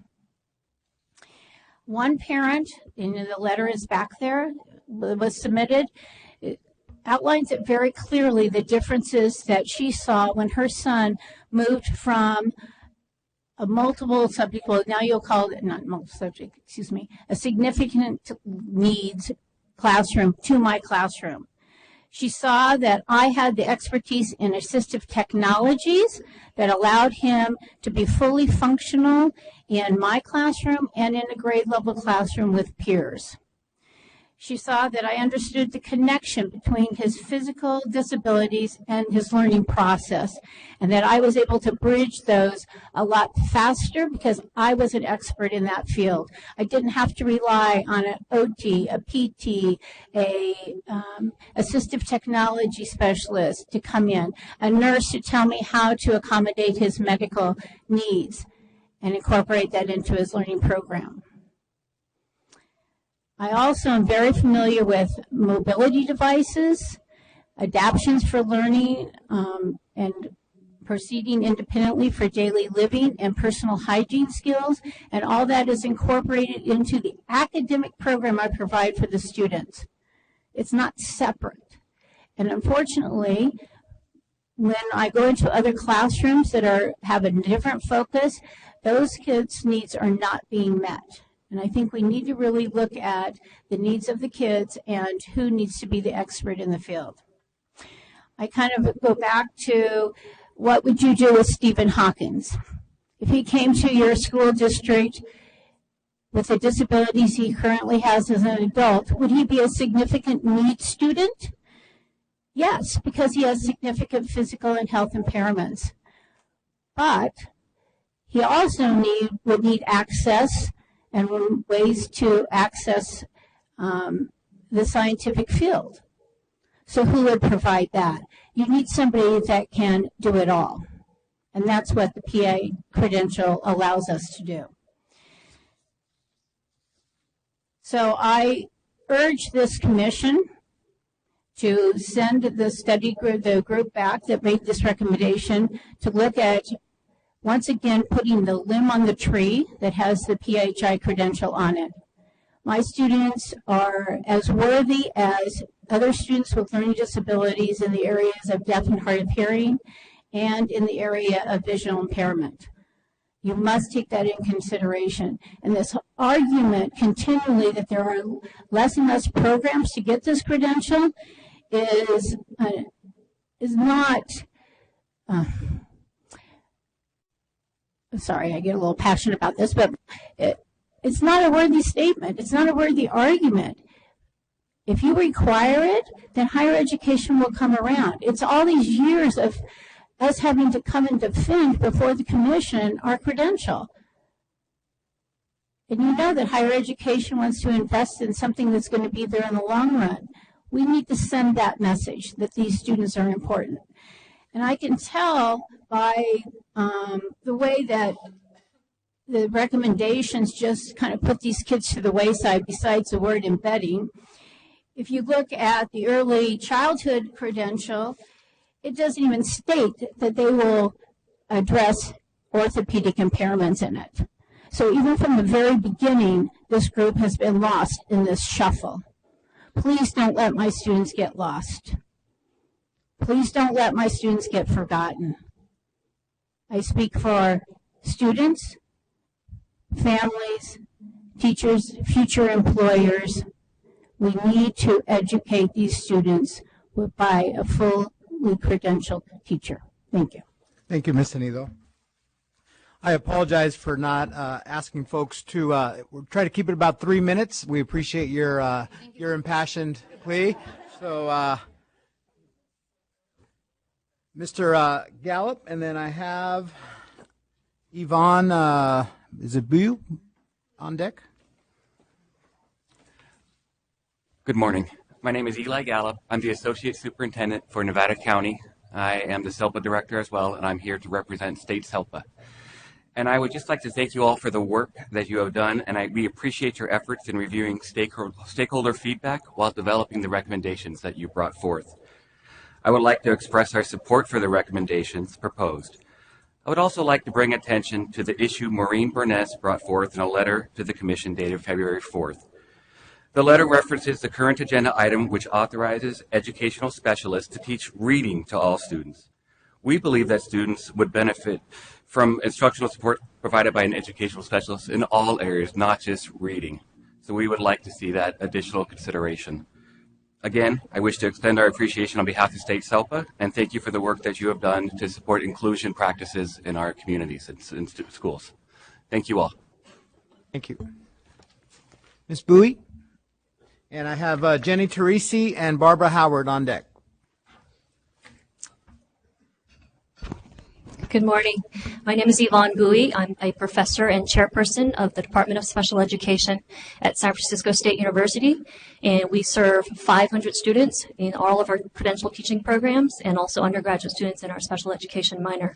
First, I want to thank the Commission for your study session and also for really taking our feedback from the September meeting. We were just blown away by how much how engaged and how thoughtful your insight was and your comments. We also want to thank the CTC staff for their recommendations. San Francisco State fully supports the recommendation of the Common Trunk Initiative. And one thing that we would like to really emphasize is that we need to reframe this this initiative as not a special education initiative, but really a joint collaboration between general education and special education. And I think if we reframe it in that way, it will really impact how the IHEs, how we collaborate and how we process and how we prepare for this common trunk. What we don't want to see is stacking. Right? We really want to see integration.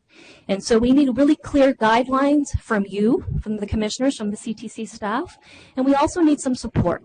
We need some funding support. This is going to take time. This is going to take a lot of energy if we want to do it right, and if we want to get to the actual goal and intent of this collaborative effort. We also ask that a realistic time frame and transition be put in place for us to develop this Common Trunk Initiative. This is new curriculum. This is not just stacking old curriculum together. We also would like to support that for the TPA assessment. We completely recommend having that TPA, or we support that, but that the TPA be based on the TPEs that will be developed for the education specialist credentials, and not on the TPEs for the multiple subjects and single subject. It has to be tied to the curriculum that we expect our students to master. That's it, my 3 minutes. Thank you so much. Jenny Teresi and Barbara Howard, if you can please state your name and affiliation for the record, followed by Danette Brown.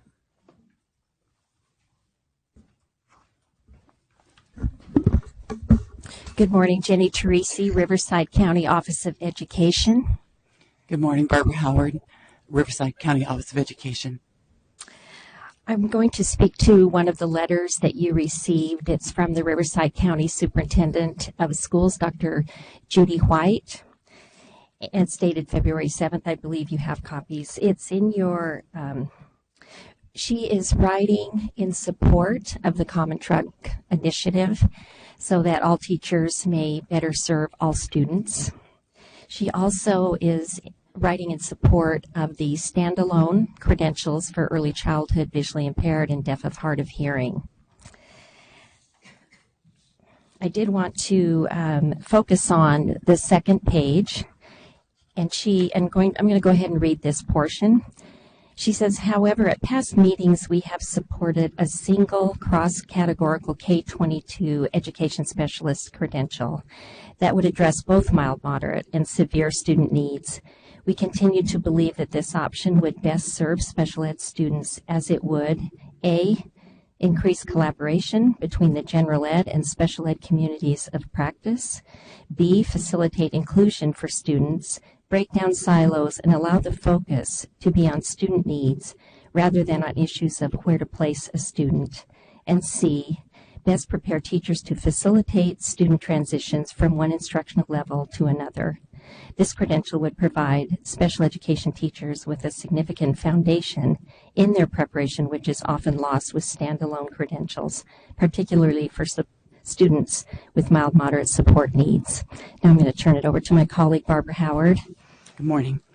This morning, Chair Darling Hammond's opening comments, she stated the perspective that we want to prepare all teachers to focus on students' needs, not on the labels they carry. And this is the heart behind our superintendent's recommendation of the single credential.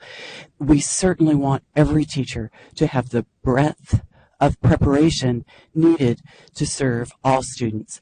We also want to remind the Commission of the important role that induction plays in adding the depth of learning that is needed within the context of that assignment the teacher finds themselves in that first year.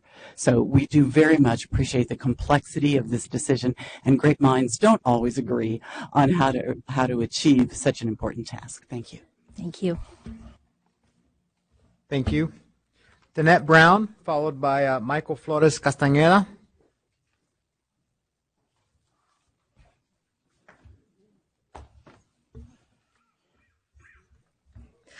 Good morning. Danette Brown, representing the California Teachers Association, and I would like to use a letter that was submitted by our president, Eric Hines, that I believe you all have a copy of, to frame my comments, so I can move very quickly. First and foremost, we would like to thank Executive Director Sandy and Ms. Solari for coming all the way to Los Angeles to attend our State Council of Education meeting and presenting to a joint meeting of our Special Education Committee and our Credentials and Professional Development Committee. We really appreciate you taking the time. I'd like to just move through the letter, and my first comment is regarding, number one, the proposed credential structure. CTA supports the common foundation outlined in this. We believe it'll lead to stronger collaboration and understanding. We also would like to, make a request that looking forward, that this common foundation be evergreen. In cases where maybe in 5 years, someone who is a general ed teacher may want to bridge over to that special ed certification or the ed specialist certification, that coursework would still be good and wouldn't expire in 5 years. So we would like that common foundation to be evergreen so that they can bridge back and forth and strengthen the candidate pool. Secondly, we also support the continuation of the early childhood special education, visual impairment, deaf of hard of hearing credentials within the proposed 5 initial categories. We also concur with the rejection of narrow not having grade bands. How about that? We also would urge moving forward that within the category of significant support needs, that we really carefully examine that to make sure that all student needs are met, whether their needs are cognitive, behavioral, physical, because there are significant needs in different areas. So we would just urge caution moving forward with that. We would like also, moving on to the next page, that for the early childhood special education credential, that there be an avenue for current credential holders to maybe do some additional coursework to have that expansion up to age 5, so that they could get that added expansion to their authorization too. Clinical practice. 2 thumbs up on clinical practice. We like that one. Next, number 3, teaching performance assessment. We concur with the previous speaker that we believe the TPA should be specific to the TPEs developed for those credentials. Next item, number 4, the proposed authorizations. I'd like to spend the remainder of my time talking about the proposed authorization. The California Teachers Association strongly opposes the recommendation that we add a reading authorization for an ed specialist. We reject the notion that simply taking the RECA and passing the RECA is enough, especially given the context that tomorrow we have another agenda item where we've examined the RECA. At best, the RECA is a 20-year-old outdated assessment based on previous standards, and we don't feel like that should be the bar with which we say candidates need to pass to be a reading teacher. Also, and I'm going to give a shout out to Liaison Strauss. She knows how much I love the ELA ELD framework. I love the social studies framework. And I, as a reading specialist and an instructional coach, I use the frameworks every single day in my work. Those frameworks are guiding us forward into a more integrated approach to literacy, not a pull-out program where students are taught in isolation separate from the other content. We believe that if you broaden the authorization where the ed specialist can be the reading teacher, it promotes that isolationism and that siloification of certain students. So we would strongly recommend that you do not broaden the authorization to include the ability to teach reading to anyone. Thank you very much. Thank you, Ms. Brown. Michael Flores Castañeda, followed by Harold Acord. Good morning. I will try and follow that. Michael Flores Castaneda, also with the California Teachers Association, here as the chair for the Special Education Committee and also an elementary special education teacher. I've taught kindergarten through third grade, moderate severe classroom in Kern County for the past 14 years, which I realized this morning makes me the most senior teacher in special education department in my small rural district. And in that time, I've seen a lot of our conditions worsen due to a lack of funding from our state and federal governments, constantly being reminded that our students are an encroachment to the general fund. I've all but washed that word out of my school board's vocabulary. And also oversized classrooms as we continue to pull back more and more students from our county programs. And in that 14 years, I've seen a lot of teacher turnover. I wasn't surprised to learn that the average lifespan of a special education teacher is 3 to 5 years. And I worry that under the staff recommendation today of adding the reading authorization, that more teachers would leave than would stay. But I want to make it very clear that I'm not here today to talk about the teacher workload, but more importantly, the students and the level and quality of services that they're entitled to. Forcing special education teachers to become reading specialists to general ed students would dilute the services that my students and their parents are guaranteed through their IEP process. Services like small group interaction, that one-on-one attention that our students so greatly need. And adding general ed students to my workload, I worry that the focus would shift to their success, especially with our state accountability programs. So I ask you, again, to not implement the recommendation of adding the reading authorization to education specialist teachers, as it'll undermine the integrity of my program, and it's more importantly not what's best for my students who are my top priority. Thank you. Harold Acord, followed by Janet Davis.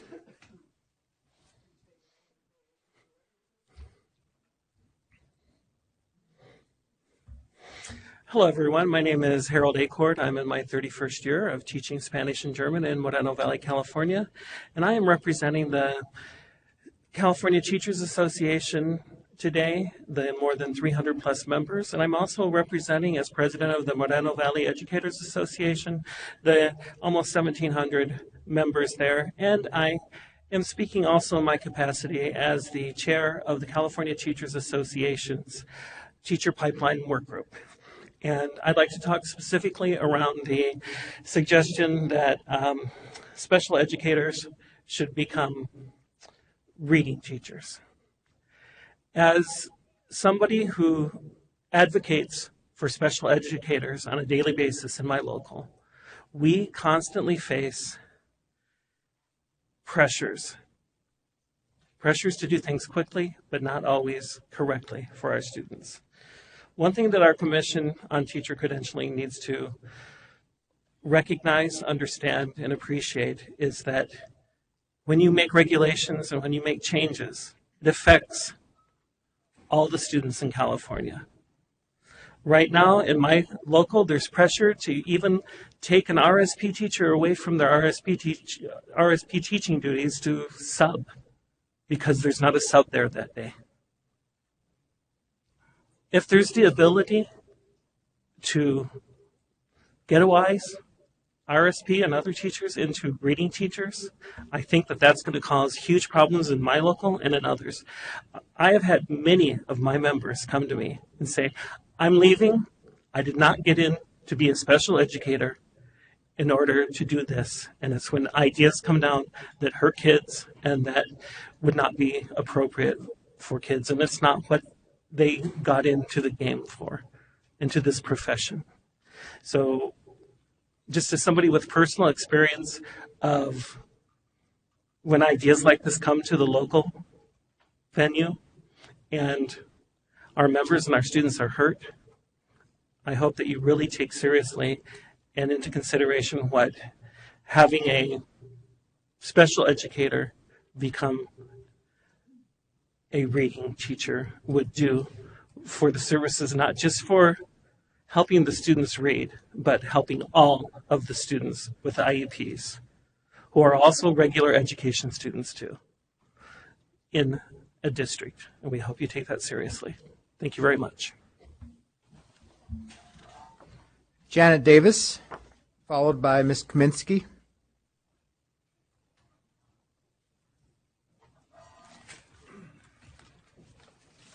Janet Davis, representing the California Federation of Teachers. I concur with all the remarks of CTA, so in terms of shortening my remarks, I will not say them, except to reemphasize that reading authorization was very strongly felt by the SPED teachers. In CFT, the same fear, the problem of being pulled away from their students with IEPs. And personally, when I read it, I was like going, what is this single isolated skill? Are we going to have a number sense authorization? Are we going to have, it just seemed not a good idea educationally, but it is not something that's going to help our problem with retaining SPED teachers. It could make it worse. So the one thing I appreciated Linda's remarks about the context, but I think it's important to notice that we had a dual credential requirement and we had a shortage. We got rid of it. We have a shortage that it's probably not the structure itself that's causing the problem. It's working conditions. Preparation could help with that. And I think the important thing of that is that all teachers, Gen Ed, SPED, need to be prepared for inclusive classrooms because it is the heavy caseload, which we can't address here, but is clearly a consistent, and the problems with collaboration with peers and the lack of administrative support. Those are areas that your credentials and preparation could actually take a look at. I support the modular approach to adding the extra authorization for the mild to moderate or the significant support needs. Adding that, the modular approach is great, and encouraging flexibility in a career is great, and whatever coursework is common in the common trunk, allowing Gen Ed to move to SPED and special education teachers to add a general ed credential if they choose to do so in their career. The induction argument that's saying why we should have just one ed specialist credential, I think does sort of forget that your induction is for your first job, and it is an authorization. Your credential authorizes you for your career, not just for that first job. And the two things that were consistently said by teachers from the beginning continue is keep those differentiations. I think the new structure is great. Actually, it's better than it was to have the moderate in there on both sides. And the problem with administration wanting the special education teachers to go into the Gen Ed reading instruction business, and then their heavy caseloads became heavier because they had less time. So that is essential. Thank you.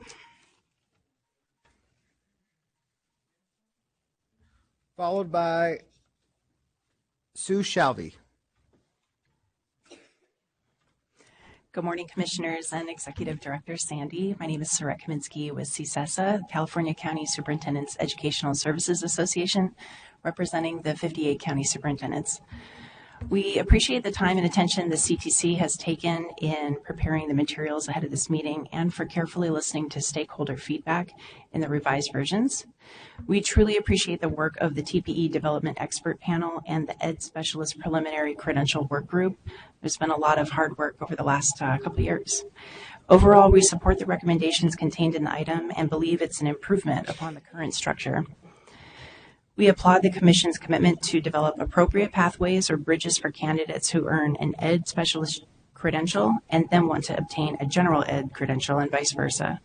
And we also applaud the exclusion of grade bands, since we firmly believe this would have exacerbated the teacher shortage among Ed specialists. Finally, we would welcome more concrete language that ensures students who begin their credential in one specialty can seamlessly transfer to another specialty to finish their credential in case the student feels pulled towards a different specialty than she or he had previously anticipated. Thank you again for all of your hard work. Thank you. Sue Shalvey and Lynn Scott on deck. If you can please state your name and affiliation for the record, please. Good morning, Commissioners and Executive Director Sandy. I'm Sue Shalvey, and I am former Special Ed Director for Fire Public Schools, and I have a background in special education instruction at the elementary and secondary level, as well as special education leadership in both traditional district and the charter sector. I'm here as representing the Special Education Task Force. I served on the MTSS committee, and I want to appreciate the good work that has been accomplished to bring those recommendations to closer to reality. I'd like to comment on a couple of the items. One, I believe that the intent of the task force recommendations around the common trunk was to create a foundation for general education and special education teachers to be able to teach all students in an inclusive environment, and to ensure that there were the necessary supports and services along the way that would support inclusive practices and support the development of an alignment in an MTSS system. I think that from a practical standpoint, requiring the ed specialist to receive subject matter authorization confuses what it means to be a teacher of record and what it means to be a teacher who has the knowledge and skills to teach students who learn differently, and especially those students who have a specific learning disability or disability. It's important that we create an opportunity for teachers to add authorizations, either subject area in general ed or to move from general ed to a special ed credential. But I believe it's restrictive to require that ed specialists receive subject matter authorization in order to serve as co-teachers or in order to provide intervention in a tiered intervention system, such as the recommendations for MTSS are calling for. Another point that I'd like to make is that it's very important that the TPEs for the ed specialists are reflected in the TPAs, and that alignment and consistency will make it very clear for the path of development for ed specialists, and it will also help school administrators and coaches who are supporting ed specialists to have clear understanding of the roles and responsibilities of the job. So I'd like to please request that the Commission consider favorably the common trunk, but reconsider what it means to add on the additional requirements for the ed specialists. Thank you. Lynn Scott, followed by Nancy Hurlbat. Good morning again. Lynn Scott, I'm a faculty member at Cal State East Bay. Today I'm here with Cobb Tate, California Association for Bilingual Teacher Education, an affiliate of California Association for Bilingual Education. And we are concerned with how the bilingual authorization has been discussed through these meetings. We are very much in favor of integration because we feel that bilingual educators need to have an understanding of dual language development as special education educators. Myself as a bilingual multiple subject credential teacher for 2 decades, often was a colleague working with my monolingual special education credential teachers. And I see the dilemmas that are provided when a child is an English learner. But we have bilingual resources at the school site, but we simply don't have them in the special education classroom. So if this is a continued stacking of credentials, the bilingual credential adds, or the bilingual authorization is one more item. We really feel that in this common trunk, there should be stronger integration, and it needs to be thoughtful in the process. We can't simply be a ribbon on the trunk or with a bow, but we need to be part of the nutrients in the soil that's coming up so that it's very much integrated. So I'd like to ask the staff, if they comment, to discuss how bilingual authorization was seen in this development and these recommendations. We also echo the comments of the RECA that the CTA and CFT representatives mentioned. Thank you. Thank you. And last but not least, Nancy, if you can please also pronounce your name for me. Hurlbut. Hurlbut. Hi, I'm Nancy Hurlbut, and I'm a professor of early childhood at Cal Poly Pomona, and I'm also a co-consultant for a higher ed collaborative, Peach. And I really am just up here for a point of clarity when you were talking about the subject matter competencies. It was mentioned that the subject matter competencies would be developed, they would use multiple subjects or single subjects for all but the early childhood, because that wasn't developed yet. And yet when the recommendations to vote on it did not differentiate that the early childhood would not be part of the multiple subject or single subject. So mine is just a point of clarity. When you vote on that, are you voting that the early childhood special ed credential will also do the subject matter competencies that are developed, or will we develop new ones? So it's a point of clarity in what was said. Thank you. Thank you. Thank you, everyone, for your comments and your brevity. Greatly appreciated. Commissioners, we'll open the floor for questions and comments. Commissioner Hein? Is there a place in this item that explains what's expected to be included in the common trunk? I didn't see that on here. The Gen Ed TPEs are the common trunk.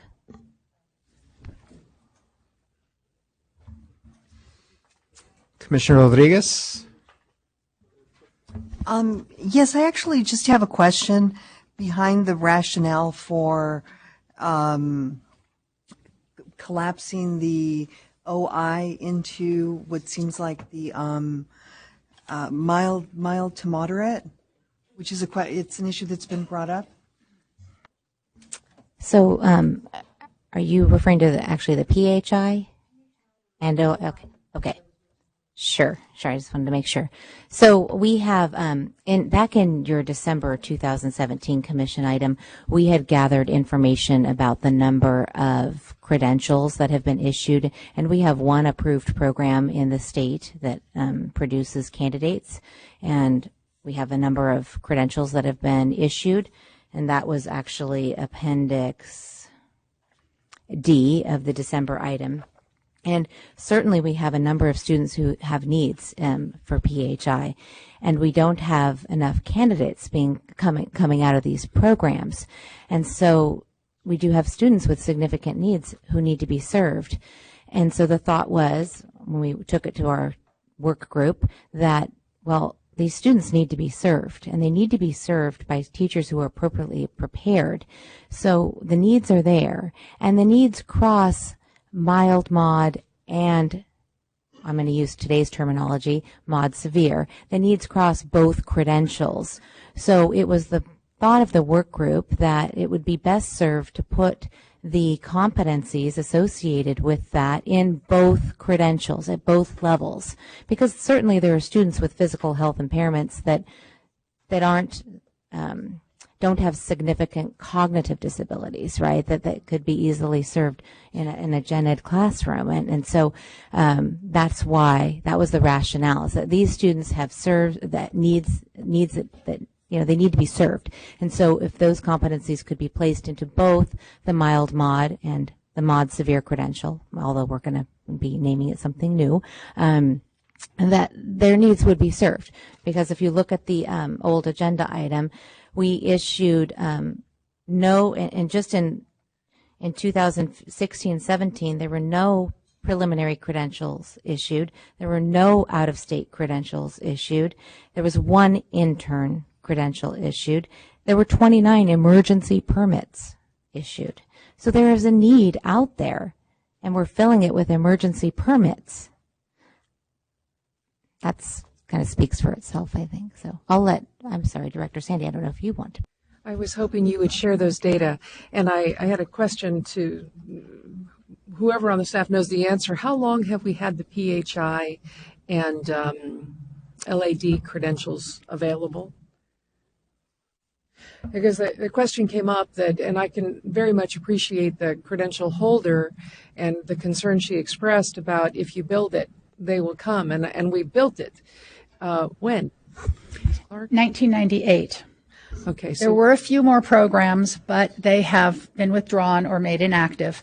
And so, as Sarah was sharing, we know the need is out there, so we thought we need to prepare more people with those knowledge and skills, not leave it in this isolated credential. Thank you. Commissioner Barnes? Okay. Any other commissioners' questions? Commissioner Grinnell-Shire?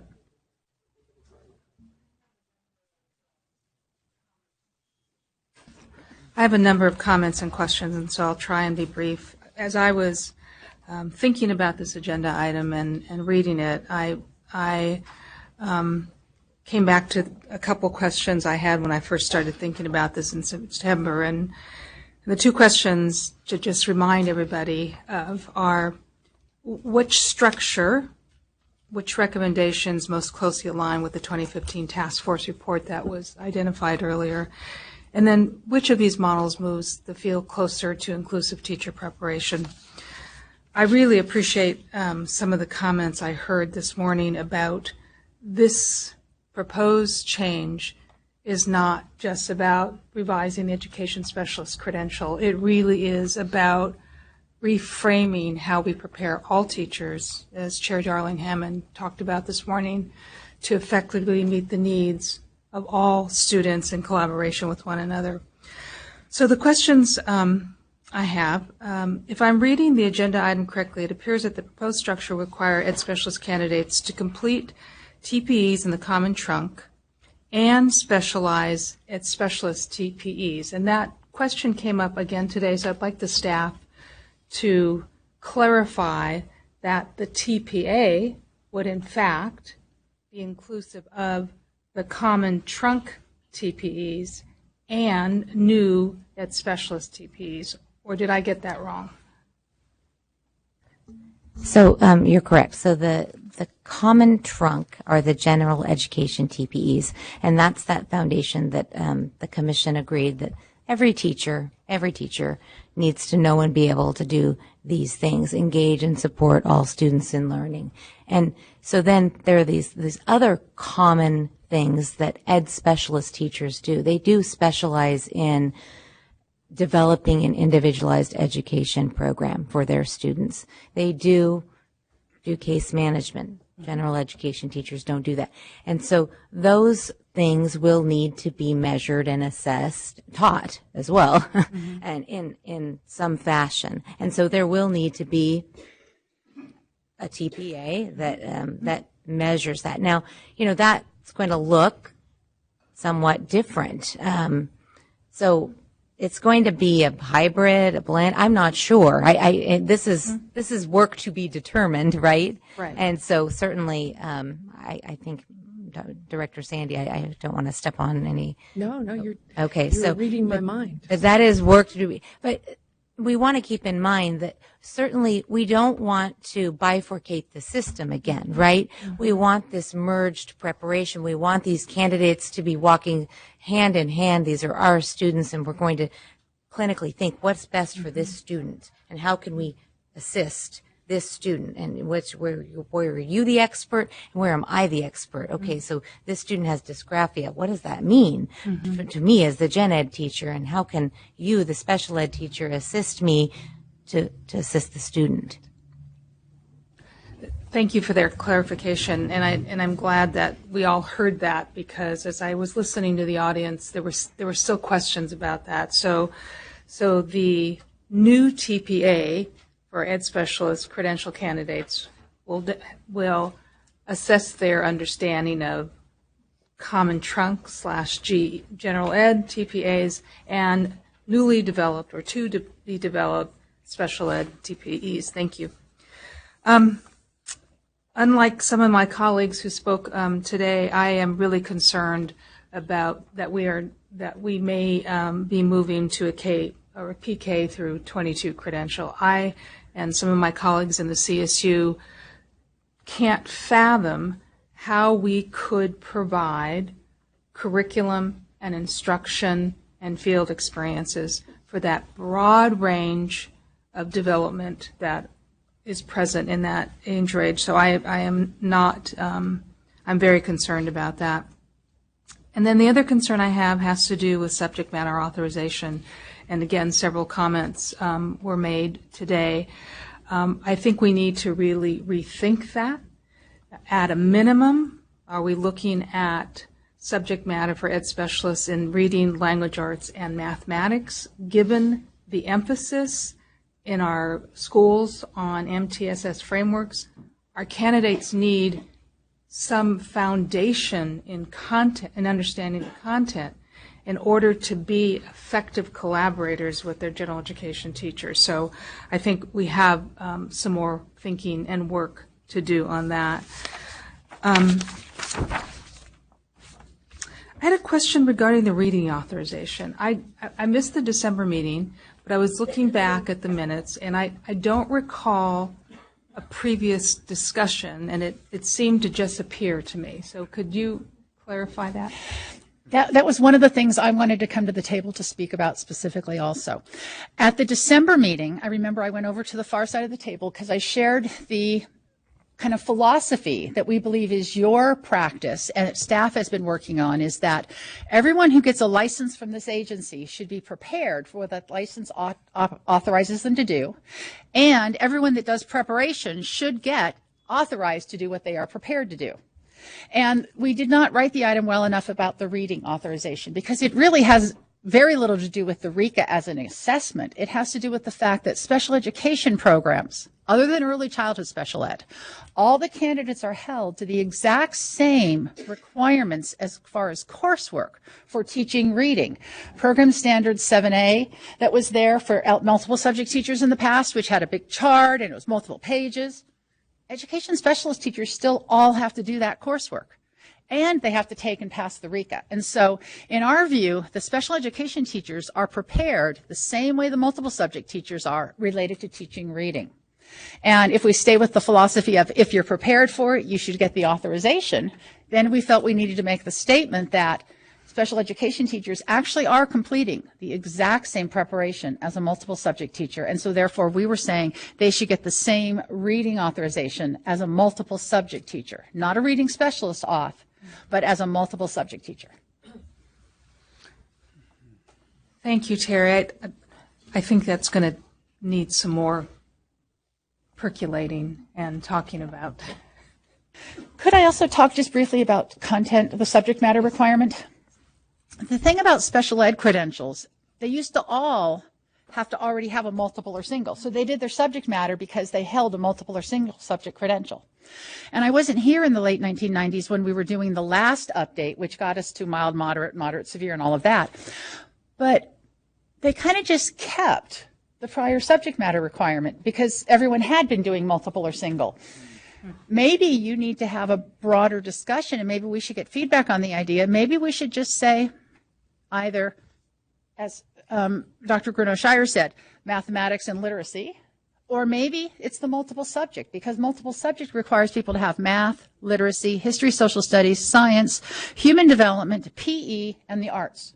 So the multiple subject credential subject matter requirement is a broad subject matter that does cover a lot of topics. Prior to the No Child Left Behind law in California, special education teachers had to satisfy any subject matter.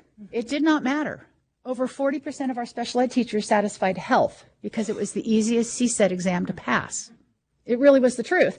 And then they were teaching whatever. And their authorization does not limit it to what their subject matter is. It doesn't matter if you satisfy your subject matter in health or in math or multiple subject. You still can teach all the students that are special education students.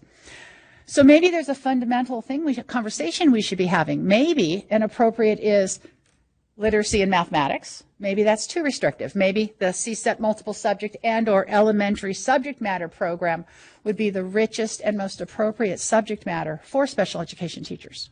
Maybe we need to think bigger than staff had been doing. I think the staff have been thinking pretty big heretofore. And I appreciate those comments, Terry, and what it's making me realize is we have to think through that yet some more. And I like your idea for the elementary, and I'm thinking, what do we do at the secondary level where our secondary special education teachers are co-teaching with their gen ed colleagues? So as urgent as I know this matter is, we need to do some more work and thinking on the subject matter clearly. And then finally, and I'll stop and let somebody else, I again want to thank the staff. You have been thoughtful, you've been persistent, you have been gracious in how you have received the feedback, and I appreciate each and every one of you. Thank you. So I have, I just want to make one comment. If you remember, and I think it was the September commission meeting, the work group did have a suggestion that was more along this multiple subject route, and that for the elementary level you could do a multiple subject CSET or an elementary subject matter program. And they had a recommendation for the secondary level that possibly the teacher could take the foundational level math, science, and that we could develop, because there's not one developed, a reading or English social studies. I think it was something along that lines, but that might be an option. So, Mr. Hattrick and Dr. Solari Colombini, before I open the floor for more comments, can we go back and clarify the questions that were brought up by Lynn Scott, Mr. Hurlbut, and Mr. Acord? So Lynn Scott was in reference to the bilingual EL authorization? That's actually going to be me also, because they're not experts in that area. So whenever it's not the staff, it falls to me. So the bilingual authorization at one point had been connected very closely to the multiple subject credential, and you got approved to offer a bilingual multiple subject program. And you got approved to offer, and there were very few, a bilingual single subject program or a bilingual education specialist program. We had very few, either single subject or education specialist. Back in the late 2008 to 2012 years, we redid the bilingual authorization and the requirements. And for the first time, it became something that you could mix and match parts of the CSET, which is the exam part, or program, and you could do it concurrently to your initial credential or subsequent to your initial credential. It was at the point that if you were in California and you already had a credential, the only way to get a bilingual authorization was to do the exam. So we, in essence, took the bilingual authorization and we made it its own thing. We don't want it to be separate and distinct from either the multiple subject program or the single subject program or the education specialist program. If an institution is offering a bilingual auth with one of those initial credentials, they work and they integrate it how they want. They can integrate it. They also can accept people who already hold credentials, who come back and subsequently get the bilingual authorization. So in honesty, the special ed work group really didn't talk about the bilingual authorization very much because it exists out there. We do need to start looking at it again probably in the next 3 to 4 years to see if we should update it. But it is allowed to be integrated on a local decision now, rather than getting approval for those individual programs. I'm not sure if that's all he was kind of asking about, if there was something more, but that's kind of the basics. And the other point of clarification was in regards to the early childhood. And at this point in time, it sounds like we're not getting anywhere subject matter today pretty much anyhow, but historically, early childhood special education teachers have been exempt from passing a subject matter requirement or passing the RECA. They do have to do CBEST. They have to pass basic skills, but because the theory was they were working from children from birth through preschool, they were not required to do either a subject matter requirement or the RECA assessment. And we have one more. Mr. Acord, your question for clarification?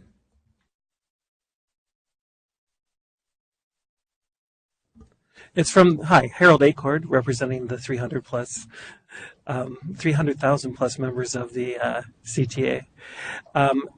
Because of a question that was asked here under Bagley-Keene, I think we have a confusion. And so we want to just understand for sure what is the common trunk.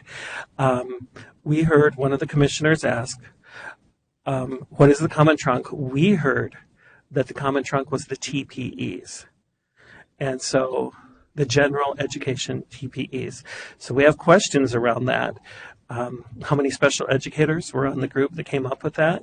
And when those were initiated, were they looking at integrating skills as special educators and general educators? So our understanding had been that there would be a common trunk where you learn about skills in both those areas, not just general education skills. So that's our question, that's our concern. That's why we did something which we don't normally do, is put in a card, because that caused concern for us and it caused confusion for us, and we'd like to hear the explanation as the public. Thank you. Now, punt to staff. So the general education TPEs that were adopted in June of 2016, there were special ed people involved in that group. Dr. Victoria Graff from Loyola Marymount University was on that subgroup. And they were talking as they did this that the intention and the hope of the commission was to move towards more commonalities because the statewide special education task force report had been out. So they were thinking about that. There was not as much special education representation on that initial group. That was the 2014 through 2016 where we were running 7 work groups at a time and we were all running around the building like spinning things. But we took those general education TPEs to the special education work group and asked them to look at it. And they were actually, I think, my summarization is they positively reviewed those. They believed that those new general education TPEs had a lot more special education content. William did a summary of that for you at the December commission meeting to show you how the general education TPEs have been upped in their special education knowledge and skills, MTSS, UDL, other things like health, mental health, positive behavior, interventions, all those sorts of things. We goofed up. In the future, we will not do general education separate from special education. Teachers are teachers, and we need to think about them at the same time. You still have the option when the TPEs come back to you to look at the general ed TPEs. Is there something in there that you don't think special educators should be required to do? Identify it, and we would pull it out. If there's something else that should be in there, identify it, and we'll figure out how to add it in. So it was not done in the correct order, but we do think we've gotten a good amount of input from special education as we did the TPEs and through the work group. And if I may comment, when we met with the work group that looked at created the education specialist draft program standards and draft TPEs that you've seen, we started with this is what general education is doing, and this will be the base. This will be the foundation for all teachers in California. Your job as a work group is to identify what additional knowledge, skills, and abilities will you as education specialist teachers need to know and be able to do your job, because this is what you all do. This is what every teacher does, and they read through them and acknowledged that. So they all those are the base, and they knew that. That work group knew that going in. So, Executive Director Sandy? Just to make this a perfect trifecta, I thought I would join the staff in this. You know, the Gen Ed, I believe the Commission made this decision in 2016 that these would stand as the common trunk should we get to the point where we adopt that for special ed, which was an important stake in the ground for the work that has commenced since then. I know the work that's been underway regarding the specialist TPEs has been taking that into account. And so we have that in draft form, and those will be coming forward as well. But I'd like to submit that this is a bit conceptual, and what's necessary really, I think, to decide what stays in and what goes out and what's needed is to actually put these things in the hands of some program developers with Gen Ed and special ed in the room, working together on, what does it mean to integrate this as a common trunk? I think we're going to learn some things from that work that will probably bring back some revisions that we need to make in both directions in order to really instantiate what we hope you're going to adopt as a structural change now. So if you can live with it as a conceptual starting point and know that we're going to bring people together over the next 2 years to design and develop programs, and we will bring that information back for adjustments as needed, then that would be where we'd like you to land on that, if possible. Thank you. Commissioners, give me one more second. I want to make sure we capture everyone's voice. Elizabeth Hara, if you can please come up. Please identify yourself and affiliation. Okay, good. I'm Elizabeth Hada. I am from Teachers College San Joaquin, Special Education Coordinator, and I was also on the Special Education Work Group.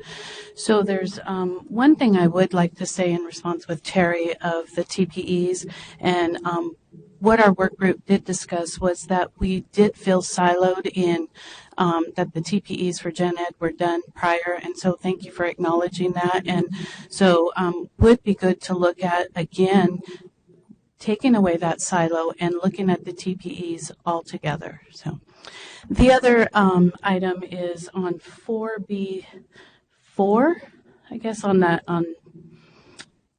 discussing the education specialist credential. When I'm looking at it and I'm reading, it says this authorizes the holder to conduct educational assessments, etc., for students. It doesn't specify special education students. And I understand in the context of MTSS that we're looking at not having silos in our education, but I want to reiterate what some of my colleagues have said in regards to serving our special education students.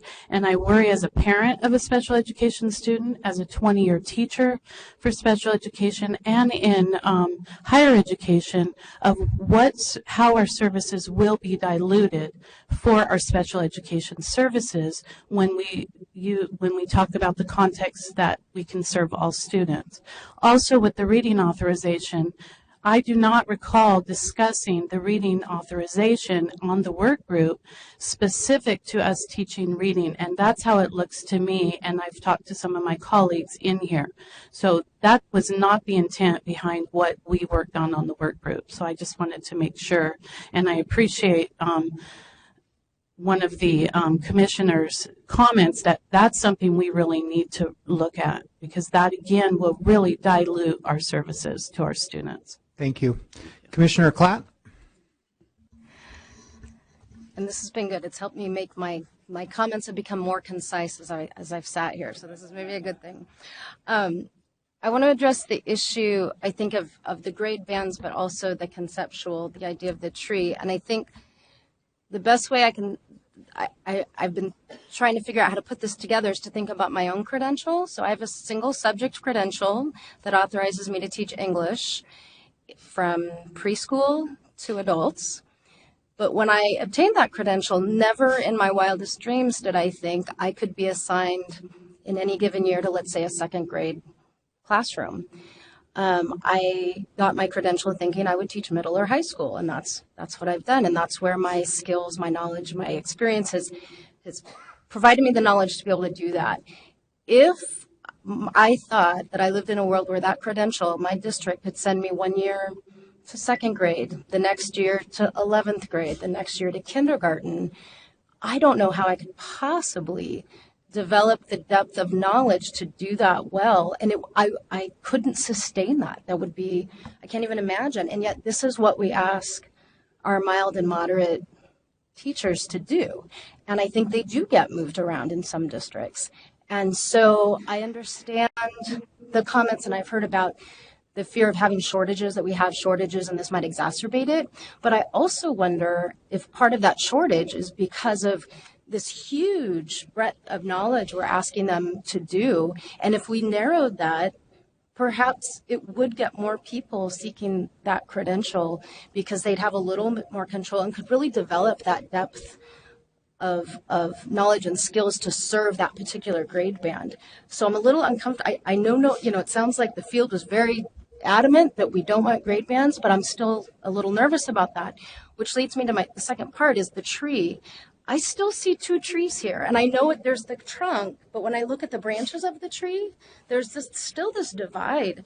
And I almost wonder if keeping the grade bands in the mild moderate would allow them to actually move to that left side of the tree so that you have multiple subject and single subject, and right along each one of those is a mild moderate for multiple subject and a mild moderate for single subject to really get, I'm thinking of what Chair Darling Hammond said about Finland and how it really is, it's integrated. So I'm still struggling with this. It's obviously not this is, I don't know how we're thinking about all of the things we have to think about. It is overwhelming.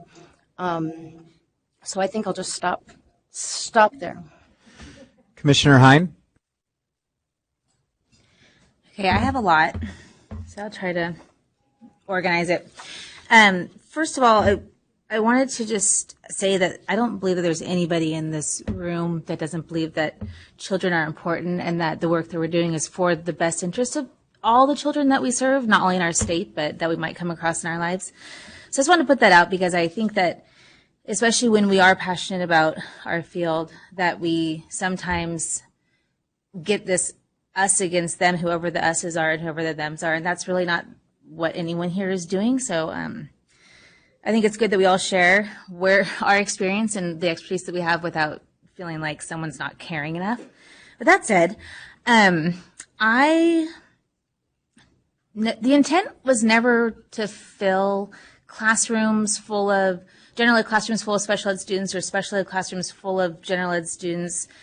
That wasn't the intent of this conversation when we started having it. And so my understanding of what the intent of the conversation was that we would give more knowledge to all teachers so that all teachers would feel like they could serve all students who might come into their classroom, especially with more students now being identified as having special needs and on a huge spectrum. It's not just the autism spectrum anymore. It's not just these little fields that we used to identify when I started teaching 17 years ago. It's totally different now.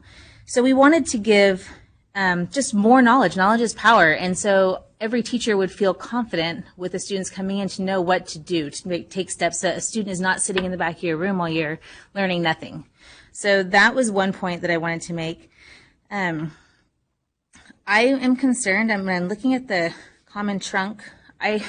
From the start, I've been a huge supporter of the common trunk, but my idea of the common trunk is not what I'm seeing here. And so what I've always understood the common trunk to be was, I heard one speaker say, more saturated, have a lot more going on in the common trunk. So it's not, you're not taking general ed TPs and saying, okay, this is that's not what we need. We need a common trunk that says there are skills that both general ed students and special ed students it'll cross over, things that we all need to know as teachers, whether we're a general ed teacher or a special ed teacher. And it's bigger than just what general ed teachers are expected to know. So the trunk needs to be thicker. It needs to have way more in there. And actually, if I were in charge of this whole thing, I would put out of the education that you receive in the common trunk, that would be your teaching credential. You would get your credential. Then you could go on and have a specialized field. You want to be a single subject high school English teacher. You want to teach mild, moderate support needs. Those are authorizations. Because otherwise you're looking at $700 right here worth of credentials that you could potentially be paying every 5 years if you wanted to become an expert in these fields. In the course of my 17 years, I have not wanted to stay in the same grade teaching the same thing the entire time. Your passions change. What interests you, the children that you have might influence what you want to teach next, what difference you want to make in the world.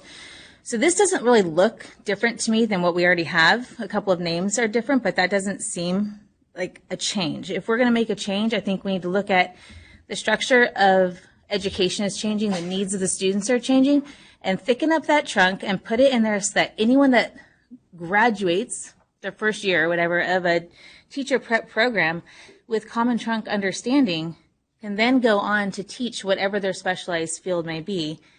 And then I also wanted to say we seem like we're spending a lot of time focusing on the testing of teachers, which is giving me a headache. And I think instead we could do the testing in the common trunk. You want to do your teacher performance assessments, do that in the common trunk. And then, this is kind of a far-fetched idea, but believe that the teacher preparation programs that these candidates are going into, that their professors actually have the authority to say, yes, you now have done enough classes and shown us that you can teach elementary school. So here's your multiple subject. You don't need to take another giant test. You don't need to do this whole big thing. You've already done that in your common trunk. You've already shown that you can teach. Now we're going to show you, you're going to do your specialized area with us, and then now you can teach whatever it is that your specialized need area is. Go back to my notes. I'm also concerned if each, I said this a little bit before, the cost of it, but if each of these are separate credentials, say you got the visual impairments credential, how many job opportunities are you going to have? So that was like another piece too, where if you can't, unless you get another credential, you're kind of limited. So if you just have the visual impairments, you're very limited at what job you can get. So if you don't pay to have the extra credential and the extra schooling, you're very limited in what you can teach. And then I wanted to touch on really quickly the fear of teaching reading that was brought up. It's really unfortunate that the failure to place teachers appropriately in school districts has created this fear so that teachers actually don't want to know as much as they should know because they're afraid of where they're going to be put. So like I said before, knowledge is power. I want to know everything. I think that we all really do want to be able to teach everything. We know that all students can learn to read, even when they say this student with their special needs will never learn to read. I have seen it happen. I have seen those students learn to read. So we should all have the skills to know how to teach students how to read, and we shouldn't be afraid of it. And we shouldn't have to be worried all the time that our administrator is going to move us around or put us somewhere else. That's why strong contracts are important. So you can't just be moved around all the time. And I think that might be the end for now. Thank you. Commissioner Ref Rodriguez. So I just have a comment. I think I'm stating the obvious here, but just connecting the governor's proposed budget and the $100 million in grants, we are moving very thoughtfully on the special ed work, which is great. This commission has always gone slow to go fast, right? But as you're also having now $100 million that are going to go out into the field, how do we make sure that we're not putting out these grants before we're actually clear about what it is we want our special education teachers to look like for the next generation? So that's just it. Chair Darling Hammond. Just in response to that question, I think your question illustrates why it's so important for us to act at this meeting to get some clarity so that staff can continue to develop the work. We will have opportunities to come back. Each of these things comes back to us as it progresses along the way, but letting them get started is going to be really, really important. Programs out there are already paying attention. And we have confirmation of that from one person who should know. So as we, articulate the structure and the direction that we're going, I think the programs are already going to begin to be responsive along the way. So thank you for giving us that sense of urgency, which we all share. Executive Director Sandy. Thanks. So this may be what happens when you spend too much time on a topic. I don't know, because I'm hearing commissioners express, very different representations than what this tree looks like, and yet this tree has been built branch by branch, twig by twig, acorn by acorn, with over the last 2 years, really, if not longer. I mean, the seeds for this tree were planted with Greatness by Design, with the statewide special ed task force. We've been using those as guiding documents all along to test the ideas that emerge from our work groups. Are we still true to these visions that were statewide with a great deal of consensus about a vision? And so that's something the staff has been very attentive to and reminding us of every time they bring this item forward. This is how we're still holding some integrity to those original visions. And I'm a little worried that we may fall back from that consensus that I thought had been emerging. In June, I think, of 2016, when the general ed TPEs were adopted, and you have them with color coding in the December agenda item to show you where all of the special ed TPE work was built in. The commission adopted those and said these represent what we think every teacher in gen ed and special ed should have. When we get to the point of reforming special ed, this was a decision you made. And I would never hold your feet to the fire on any decision you've made previously if new thoughts and new information and data suggest a new direction. But we have, Kristen Wright here from the special ed division at the Department of Ed. I listened to your presentation the other day at the State Board where you were describing this huge MTSS initiative, which is the CDE's part of this major enactment of a revision of how we do special education in this state, how we construct and put those services together for kids. Our part is to bring the credentialing right alongside that and to make sure that the teachers we credential in the future are really ready to work in that kind of integrated system, so that all students really belong to all teachers, but teachers bring different skill sets to it.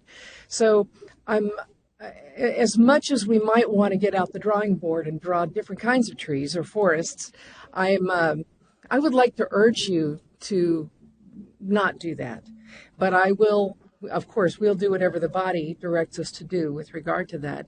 I think if we can agree that this tree represents the consensus we've been able to build in special education around credentialing, that it builds on the Gen Ed TPE work that you've done previously and adopted previously for this purpose, with the expectation that we will be checking for accuracy and necessity of change as we implement.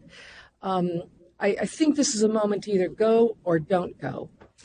And I really hope we go, because the field needs us to go on this.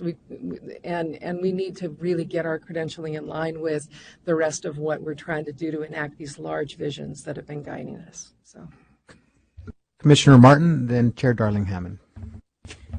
Thank you. I think the executive director got this exactly right and framed it perfectly for our consideration at the commission. And if this were easy, if this weren't complicated, we would have probably already been through some of these pieces. It's very challenging work, but I want to underscore a few things that the executive director mentioned.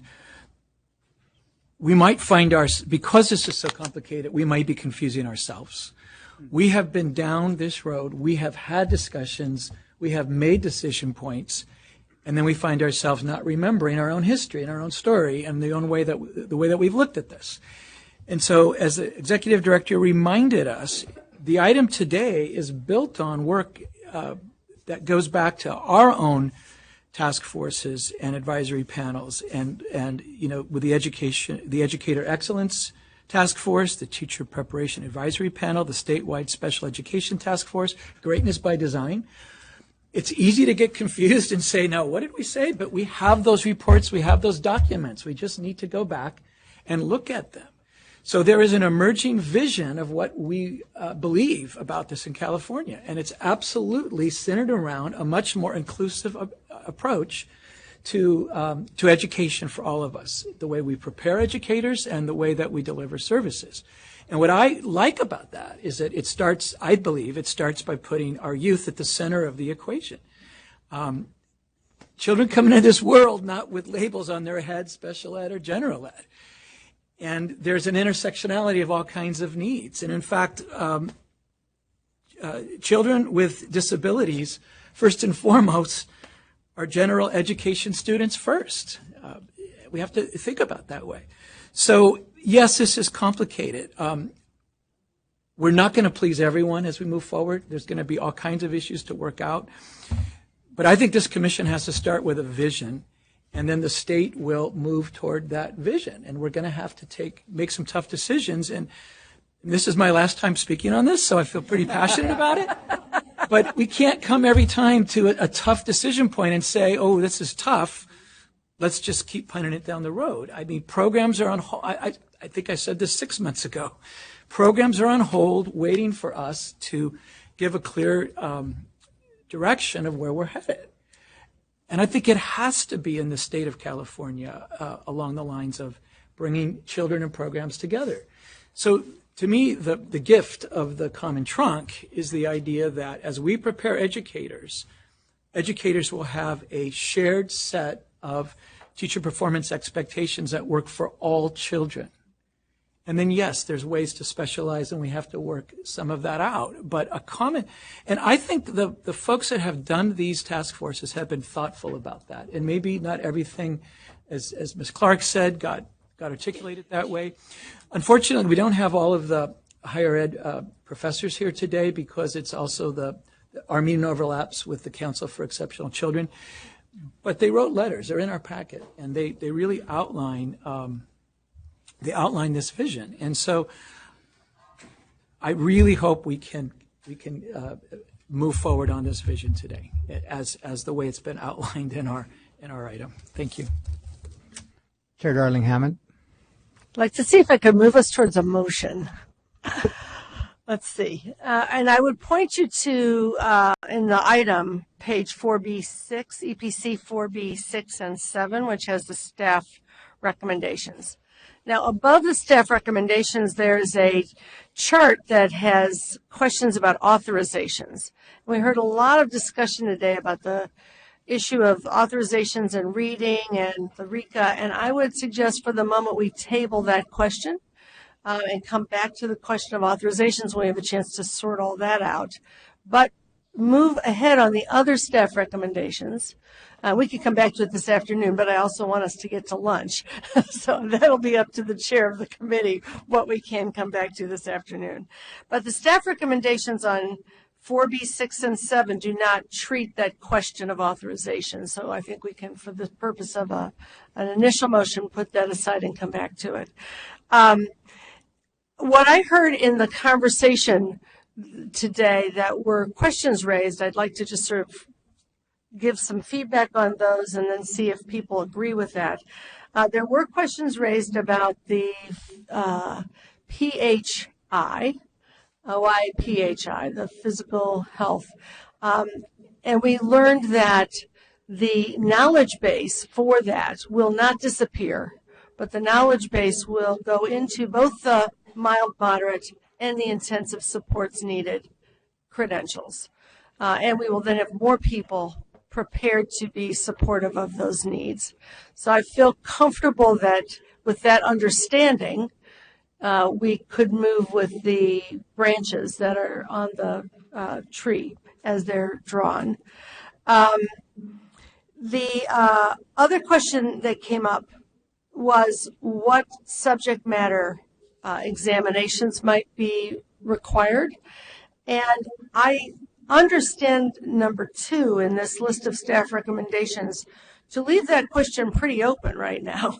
Basically, it allows for us to make a decision later that everyone gets a multiple subject credential if we decided to do that. Or that if somebody comes in already having gotten the English credential, like Commissioner Klatt was describing, they could add on a specialist credential later in their, tenure.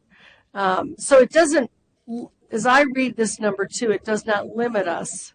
It simply says there will be some kind of subject matter competence, and it lists you could do or, and we could sort that out later. And I'm going to ask our staff if I'm appreciating that properly.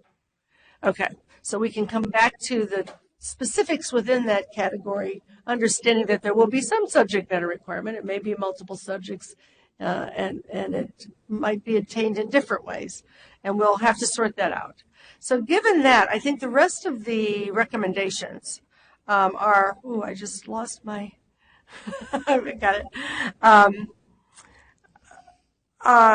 fit with where we have been to date and all of the decisions we've made previously. That is to adopt the 5 education specialist credentials proposed in the agenda item, to continue to allow ed specialist candidates to meet the subject matter competence requirement in all of the ways they currently can, and we can work through any questions about that as we develop the rest of the regulations. 3, to direct staff to finalize TPEs for all the education specialist credential areas for the Commission to consider. We'll have more chance to consider and act. 4, to direct staff to finalize the education specialist program standards, including the clinical practice requirements. And 5, to affirm that once the new programs are in effect, an approved TPA for education specialists is available.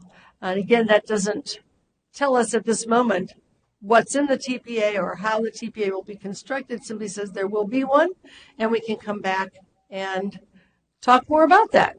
So I think there's multiple opportunities for us to revisit the specifics of each of these, but those 5 would give us a structure on which people could continue to develop the rest of the recommendations.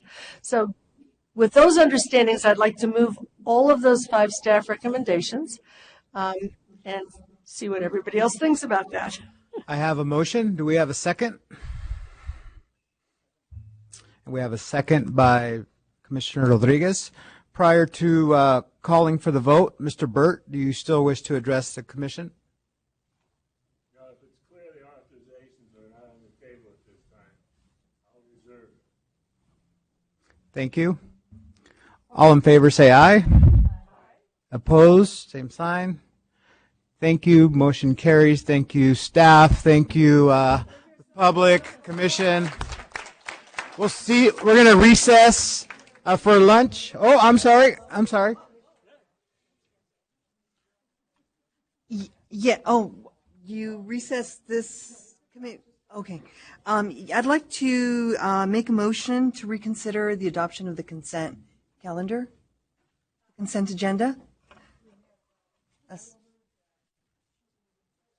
Okay. All right. And thank you. Okay.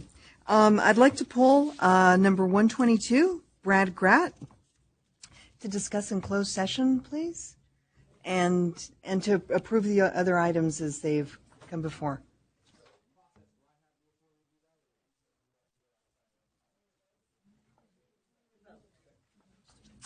So we have a motion by Commissioner Rodriguez, a second by Chair Darling Hammond.